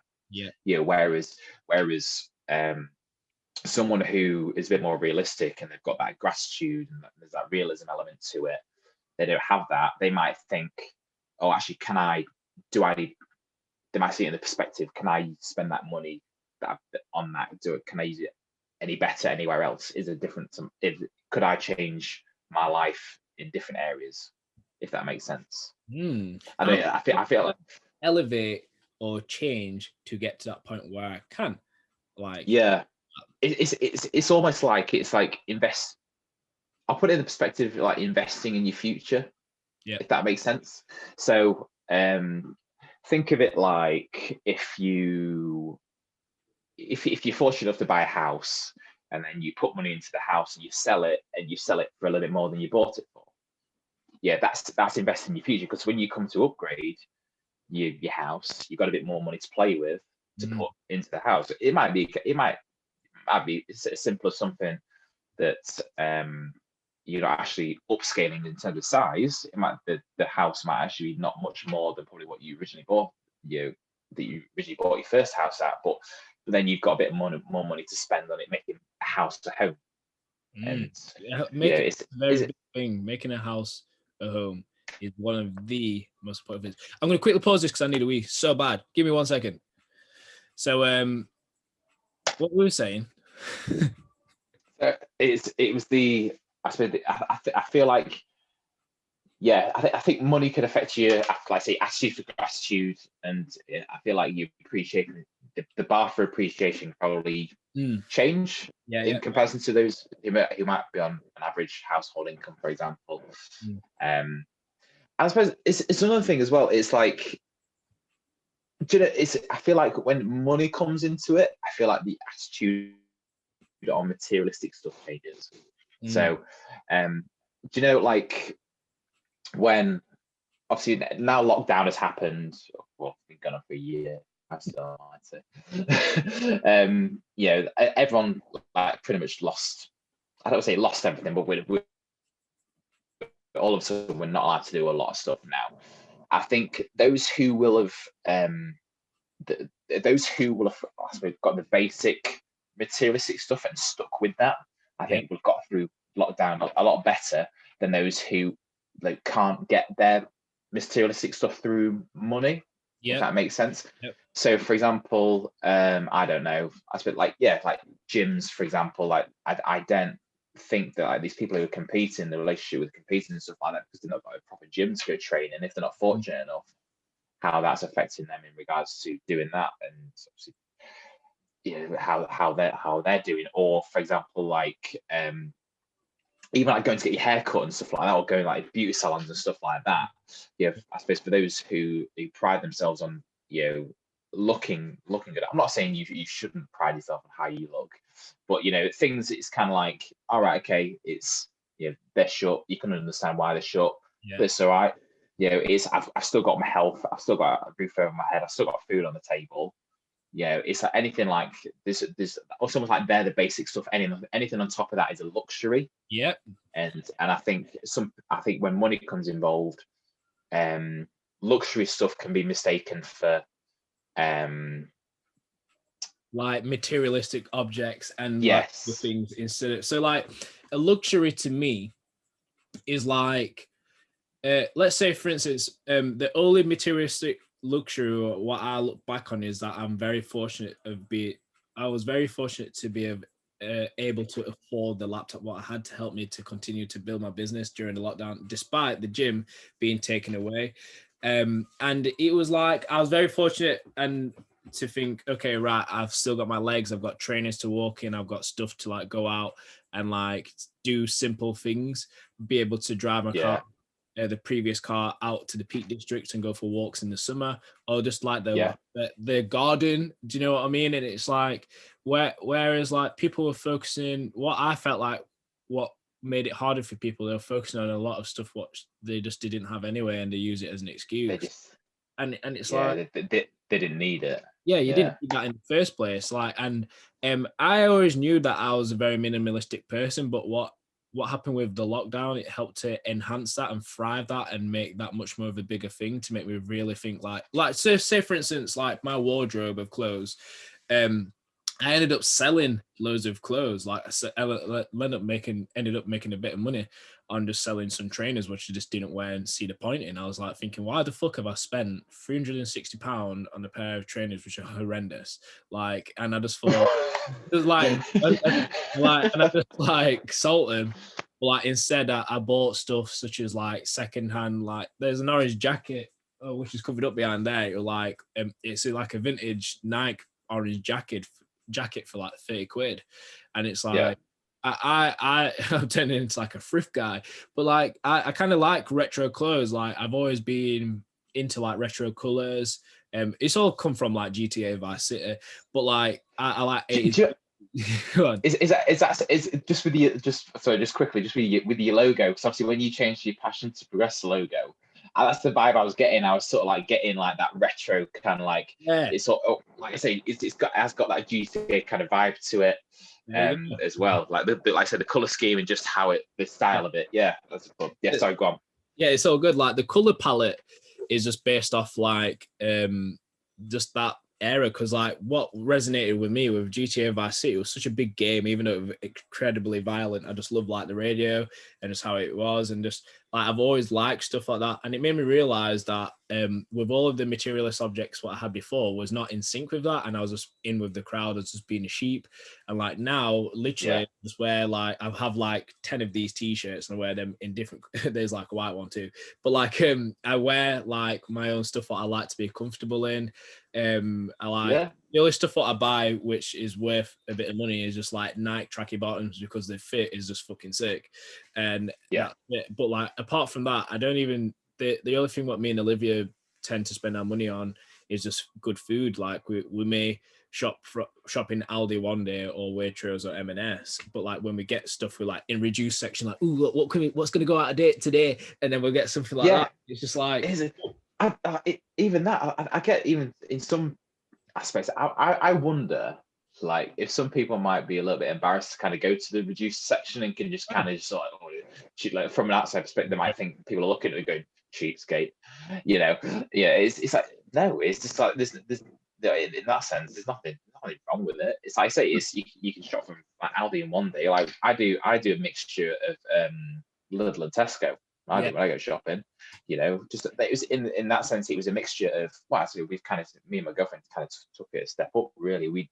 I do my weekly shop between Lidl and Tesco, get the stuff that that you can get in Lidl that you can't get in Tesco, and get the rest from Tesco. So I get that mixture.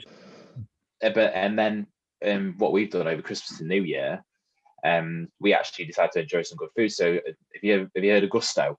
Yeah. I think quite similar to HelloFresh apparently. I don't know what HelloFresh do, but we were talking about it the other night, that they send you all the fresh ingredients out to make nice recipes, and like the nice I suppose plates of food, if you want to call it that. And you effectively, they send you all the ingredients and you make it all from scratch. So it's fresh food that's sent to your door, and then you end up, the end result is probably a meal that you probably end up going to a restaurant for. And so it was something a little bit different. It was something different to do over the Christmas and New Year period, under the odd circumstances that were in of lockdown, and it created a bit of variety in that sense. Had that positive impact just from that. But from that, it was a little bit of money that's, that because of, we're not spending as much money because of lockdown. That's it. Sure, so we got a little bit of money to kind of play around with a little bit. We're just like, do you know what? It's been a bit of a crap year. All in all, let's treat ourselves a little bit. So we spent a little bit more money doing that. I think and got a positive experience out of it, and we got some really nice food at the end of it as well. And like I say, like I said, all in all, you got to treat yourself at some point, aren't you? You do. It's very nice to hear, because like me and Olivia love going out to eat, because obviously when I'm in full-time work and when she works 9 to 5, but I work from 7 till 9. It's 7 till 9 in the morning, and then like 5 till 8 at night. So it's like, all right, okay. So like for before lockdowns and when we're working, it's like for her to see me, it would be like for 90 minutes before I go to bed. Do you know what I mean? And you just have dinner together and just be like, right, night, see you tomorrow. But I'm out first thing. And it's like, it's very, what we've been doing at the moment, because we've been saving and like sorting some stuff out. It's like the money what we've saved from not going out and just doing stuff on the weekends, we've been like, our normal curry house what we go to be fair, it's pretty, we get a good price on the food anyway, because the guy's just a fucking legend. Shout out Naz from Alma's. He's the curry house what we go to, we like literally, the way how I see it is that because it's a very small business, we thought we'll just go there, and the food's extremely fresh. It's not one of them big greasy curries. It's like a really refined, like top end curry. Like, and honestly, what I did for the day before Christmas Eve, like I went round to Olivia's bubble house.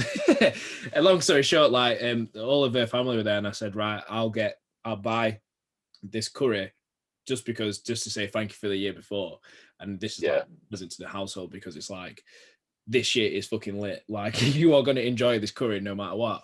So like I bought the meal, and they were like, the freshness of this is so fucking nice.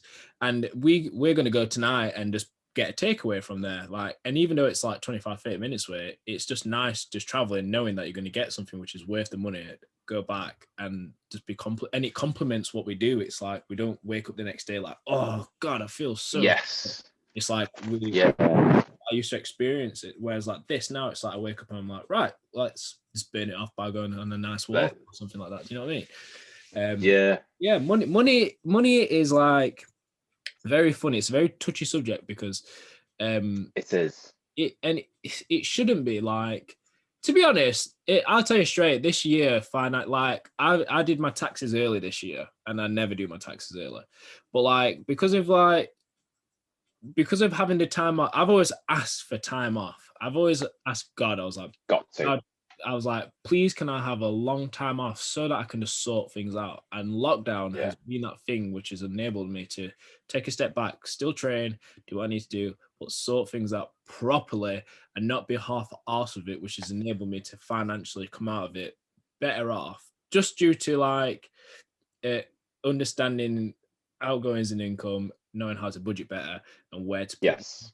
And like obviously the government have given support, but also it's made you think, right, how can I make my business more flexible, much more sustainable for the future?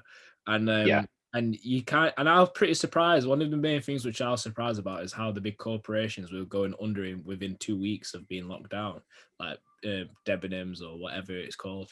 And it's like, it shows you the different types of greed. Like people at the top will then get too comfy, and they didn't understand, like, oh shit, like, oh fuck, like Yeah. what's gonna happen. Like I have a client whose companies thrived from lockdown because he managed to iterate and he's able to like be flexible, and despite it being a physical company, he's moving everything online, and it's being able to him increase his sales and be in profit. And it's like, Yeah.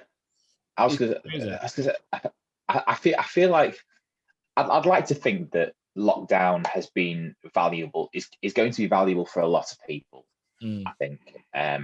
So I suppose from me, I'll break it up into me and probably what I would think is from what you told me, probably how you benefited from the lockdown period, in the sense that for me, I've it's made me realize what in my life is materialistic and what is considered to be luxury, and then compared to makes me grateful for what I have, to be just be able to just live, like wake up every day.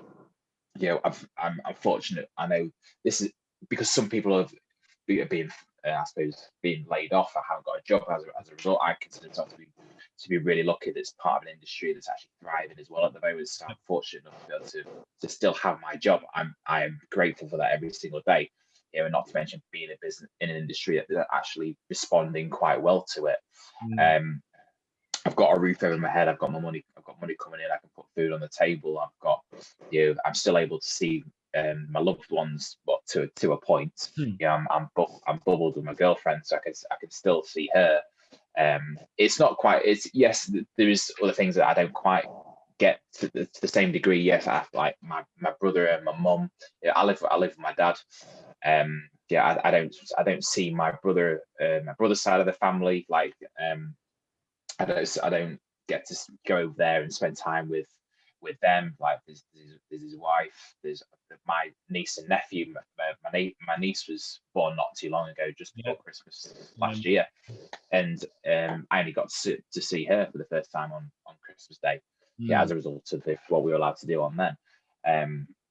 But everything else is just over video call, and it's not quite the same. So it makes you realize how important the physical interaction between people and just being able to see people and loved ones, and how grateful you are to be able to do that. And lockdown's really put that perspective on that for me, to be a lot more grateful for what we have got, and on top of that, on a basis what you have got, and then anything above that, be grateful what you can do on top of that. Yeah, basically.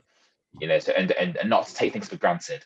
Not to take your job for granted, because obviously it's quite as we saw in the first lockdown, people were being laid off and all of a sudden not got a job. So it's like jobs aren't for granted.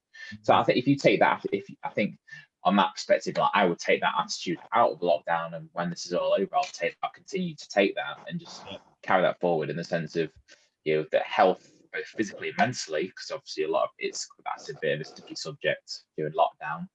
How important that is, even more to a point than what I thought it was beforehand. Even more so now. How important it is to just go out, be able to go outside, and just be able to go breathe fresh air and exercise and just go for a walk. And it's little things like that where I've become a lot more appreciative and so grateful for. I suppose from your standpoint, where from a business point of view, I'd like to think that, I think by the sound of it, from what you told me, in the sense that you saw lockdown, obviously lockdown, I could imagine a lot of businesses panicked when we first went into lockdown. Is the whole shit, what's going to happen? Am I going to get through this? What's going to happen? Oh my God, I'm not going to earn as much money. Can I keep going? I could imagine, I bet there's a lot of things that would go through your head to begin with, I bet, won't there? And and like, I guess the fear of the unknown, and it's really, I think the fear of the unknown is quite good, because I think it keeps you on your toes. I think just flipping it on its head a little bit, in the sense that the fear of the unknown, you can either take it as a bad thing or take it as a good thing. So obviously a bad thing, just take it on the surface. You're like, oh my God, I don't know what's going to happen. But turn it on its head, the fear of the unknown keeps you on your toes, and then you take control of what you do know, or what you can have control of, to be able to create to create progression and positivity. And I think with that said, because of the unknown, it might force you to do a bit more than probably what you needed to. But because of the unknown, you don't know what you need to do to be okay. So you might, in the sense of like, your situation is here, you might need to be up here, but because you don't know that, you might end up doing so much work that you end up being up here. And then before you know it, you've actually had quite a positive outcome. So, like you say, it's you use the lockdown period to step back, to kind of assess what you wanted to do, needed to do, from a physical standpoint and a business standpoint, from a personal standpoint and a business standpoint, sorry. And then instead of just lying back and going, oh, well, I've literally not got a clue what to do here, I don't know. Instead of that, you're going to go, right, what can I do? What have I got control of? And what can I do? This is a situation. This is what we're presented with. What can I want to make the most of it? What can I do? And I suppose from that point, it's that it's one of them. Literally, I feel like it might have been one of the make or break moments. Correct. Am I right? I'll tell you the story. Do you want to hear the story? Go on. Are you sure? Why is it naughty? No. Like the problem what I faced, which created the make or break moment, the fear of the unknown, and in the first time in my career, opening up my calendar and having nothing in for like months. And because a lot of other people were in the same predicament. And I thought to her, and I remember walking with Olivia, and I said to her, I might actually quit my job, because I can't see how this is going to work out. I can't see. Actually, you got as far as that, did you? Jesus. Yeah, I was that close, and I've never been that close, and it upset me. I was really, really upset, and I was waking up at like 1 o'clock. Bearing in mind, like I usually wake up at 6 o'clock, get to work, do what I need to do, but like waking up at 1 o'clock, mega late, like felt mega heavy. I wasn't like I was really down. I wouldn't say depressed. I was just really down because I didn't know what to do. I've been depressed before. We spoke about that in previous episodes. Long story short. Anyway, and I was like, I can't motivate myself to train. I don't know. I had active clients who had still a lot of sessions, and I had so then what I did when I was like thinking about quitting my job, I was like, right, if I'm going to do anything, I'll probably work in Aldi, because the way how Aldi is, it's very efficient, good pay, decent job. And that was like, okay, shit, if this is going to make or break me, at least I'll have something to fall back onto, and it'll be that. Fortunately, I didn't apply, and I don't know what it was. I just woke up one day. So like I thought about it, and me and Olivia spoke about it, and she was like, yeah, you sound a bit shit, because I was just really down in myself. And it's hard for someone else to see what you're thinking when you're not painting the picture, you're just chucking paint. So what triggered me was I can't remember what it was. I just finished playing Xbox, went to bed, chilled out, and I think it was like a couple of weeks later, I said, fuck this. I just literally said nope. I like reawoken, and I was like, nah. There's no way I've worked this amount of time I'm going to accept this just to happen, because I'll only regret when I'm older. And that's what I told myself. And then from there, I'm like, reached out to my clients and I got my motivation back and my discipline. I was like, right, listen, I know that the predicament is alien, but your health is your wealth. You staying at home, doing no exercise, doing nothing is the worst thing you could possibly do. It's so bad at that. It's so bad. Like, it is that So bad that you going into the gym is just, you're going to struggle. And whereas, like I was saying, you training now will help you to reinsert and get back into the gym and be in a healthy position to continue. No bullshit again. And it was just a decision. The perspective changed, and I just thought, right, I can't, like, there's winners and losers. You create your own destiny and your luck, and you get out what you put in. And if you put in work, you always get out what you need. And from looking backwards over the past year, it was a very hard year, being locked down again and then doing it again. But that was the second time. But that second time was a bit easier because you know what to expect. It was 4 weeks. Yeah, you've already been there. You've been there once already. You kind of roughly know what to expect. But it was a pause. And then we reopen for a month. Then we close again. But this time it was this. Free's my favorite number. So like 3rd of May was when I was born, 1994, 26. Free's always been my favorite number. And I thought this one, we'll rewind earlier on into this episode, I was just like, no, this cannot happen. That now it's not even an obligation. It's like no obligation, but to perform, strive, have a passion to progress, plug in my own shit. But like fucking like you got to step up, and like you can either let it make you or break you. And it's like with situations like this, it's like so important that people understand what health is. Like say for instance, there's a couple of like trainers who I look online, and I look at like Joe Wicks and I look at like Courtney Black as like just big influencers. And I just like, I bet Joe just wakes up in the morning and thinks, fuck's sake, I've got to fucking do this stupid fucking hit workout again at 9 o'clock for weeks on end. Because I've read the articles and he said, I didn't really want to do it again, but I've had to do it again. End of. That's like that's his lines. And I know he's always going to be trapped. And I see it as like a trap. He's always trapped into doing this vicious cycle. Don't get me wrong, he earns a lot of money, he helps kids out, he does that. That's the pros.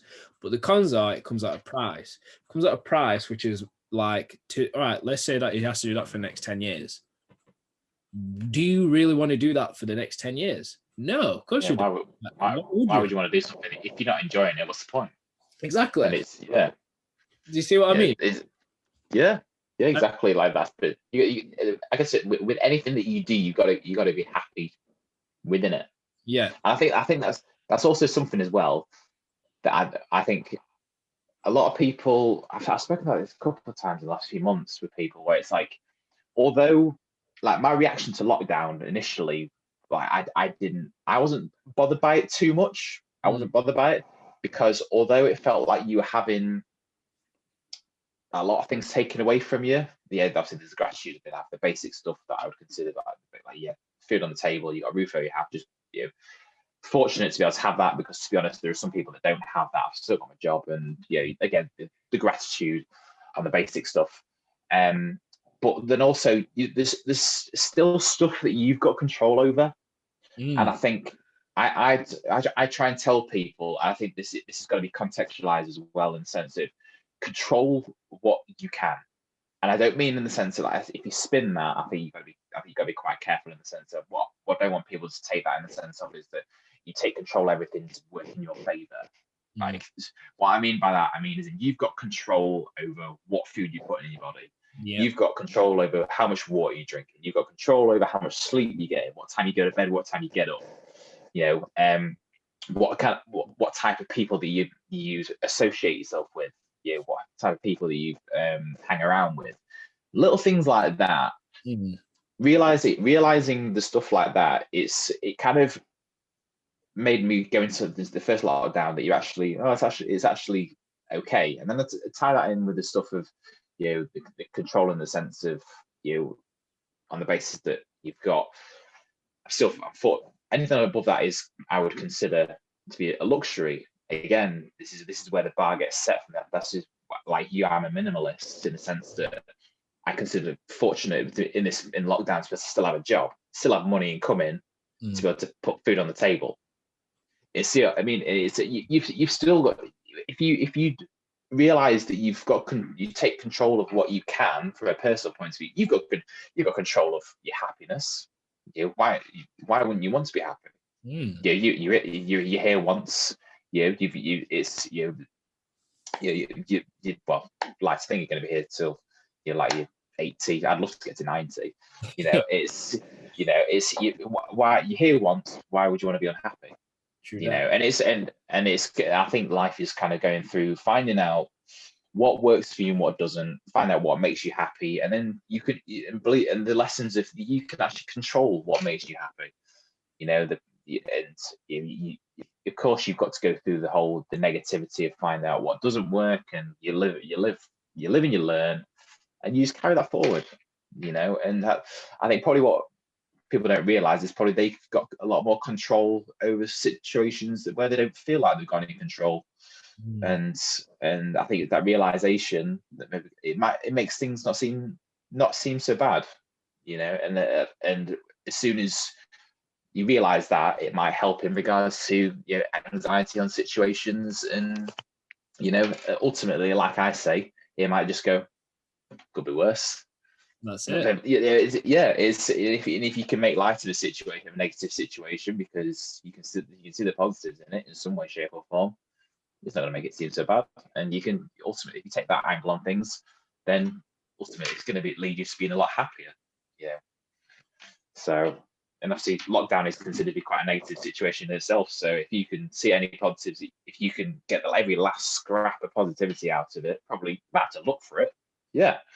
But if you can find them, it might. If you wrote them down, for example, you create a list.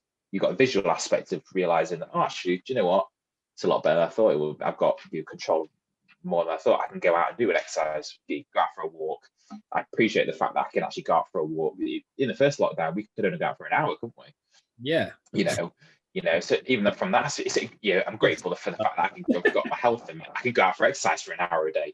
And it's if you've got a visual representation, it can lead you to kind of going, oh, it's not so bad actually. Just like I say, flip it and just see it from a different perspective, and then it's that can ultimately, from your point of view, that led you into kind of growing and taking. Do you know what? Lockdown for my business is probably initially it's a negative thing. I say expecting you in the beginning, and then you went, nope. Do you know what? I'm going to try and spin it, see what I can do with it, and ultimately, I think by the sounds of it, you've taken it, and you've made it more productive to be able to then progress. So I can imagine when you look back, say a couple of years down the line, you go, well, actually, do you know what? I'm quite grateful for the fact that lockdown happened. To be honest, on the I don't mean in the sense of like I'm quite grateful the virus gone. We're going to make that clear. I don't mean. Obviously, of course, what is happening is awful. This is no one wants it. It's not good. You won't wish it on anyone, but in the sense of it doesn't mean you can't learn things along the way. And from a business standpoint, I could imagine you sound like you're going to progress as a result of what you learned during lockdown. So you'll look back on it a couple of years down the line and go, do you know what? I'm quite grateful to be put in that position because it made me realize what I needed to do. It kicked me up the arse to kind of progress my business. It's a blessing in disguise. Blessing in disguise, exactly. A lot of people and people who are listening to this, I want them to realize that we are all blessed in many ways, and that it's like everyone has the same amount of time in the day. Everyone has where there's a will, there's a way. If you really want it, you will make a way, and you will pave a route to get to where you need to be. But it takes a couple of decisions. It takes you to change your perspective, and it takes a lot of confidence in your own ability to do that. And to help wrap up today's episode, it's like, people need to realize that you only have one life, and that it's all down to you. It doesn't matter about anyone else when it comes towards your goals and what you want to achieve. It's Yeah. down to you. You can blame other people because you'll still feel shit, but it's down to yourself. Like the sooner you accept the responsibility, the sooner you will go further forward because you're letting go of the things which are holding you back. And Yes. that is my take to round everything up. What's your take, Blakey? I think ultimately my take, I think, is just I suppose to add on to that, I guess in some cases, if people are scared to take ownership of obviously what they're doing, it's their life. It doesn't matter about anyone else. That might be a case of they're scared to fail. In some cases, it depends. It might be a bit more specific to what the individual's doing. But if they're scared to fail, there's absolutely nothing wrong with failing, because failing is where you learn, and learning is the biggest. But it's something to be extremely grateful for. And to be honest, if anything, I would encourage people to fail, because you learn so much within failure to then be able to progress from there.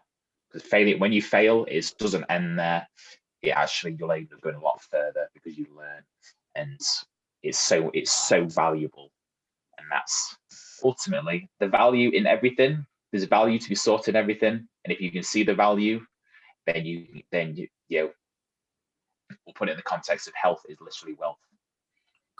Simple as that. Simple as that. Right. Fantastic episode. Love it. Yeah. So, how'd you find it? Yeah. I really enjoyed that. It was, I must admit, I was a little unsure. I kind of, this morning when I woke up, I wanted to kind of put an element of a feel onto it, in the sense that I didn't really think about what you were going to potentially ask. That's why I kind of said to you, I'll leave you the controlling to you, because I wanted it to be authentic from my side of things. So although I thought about stuff that you've made ask, obviously I didn't really know, so I just kind of went, I'm not even going to think about it, and I wanted to be off the cuff, because I think something, if it's more original and natural, then it makes it sound a lot better. And it's more off the cuff, because I think, again, adds to the element of realism. And that's if you're talking naturally, then it comes off a lot better, if you ask me. That's it. It's as simple as that.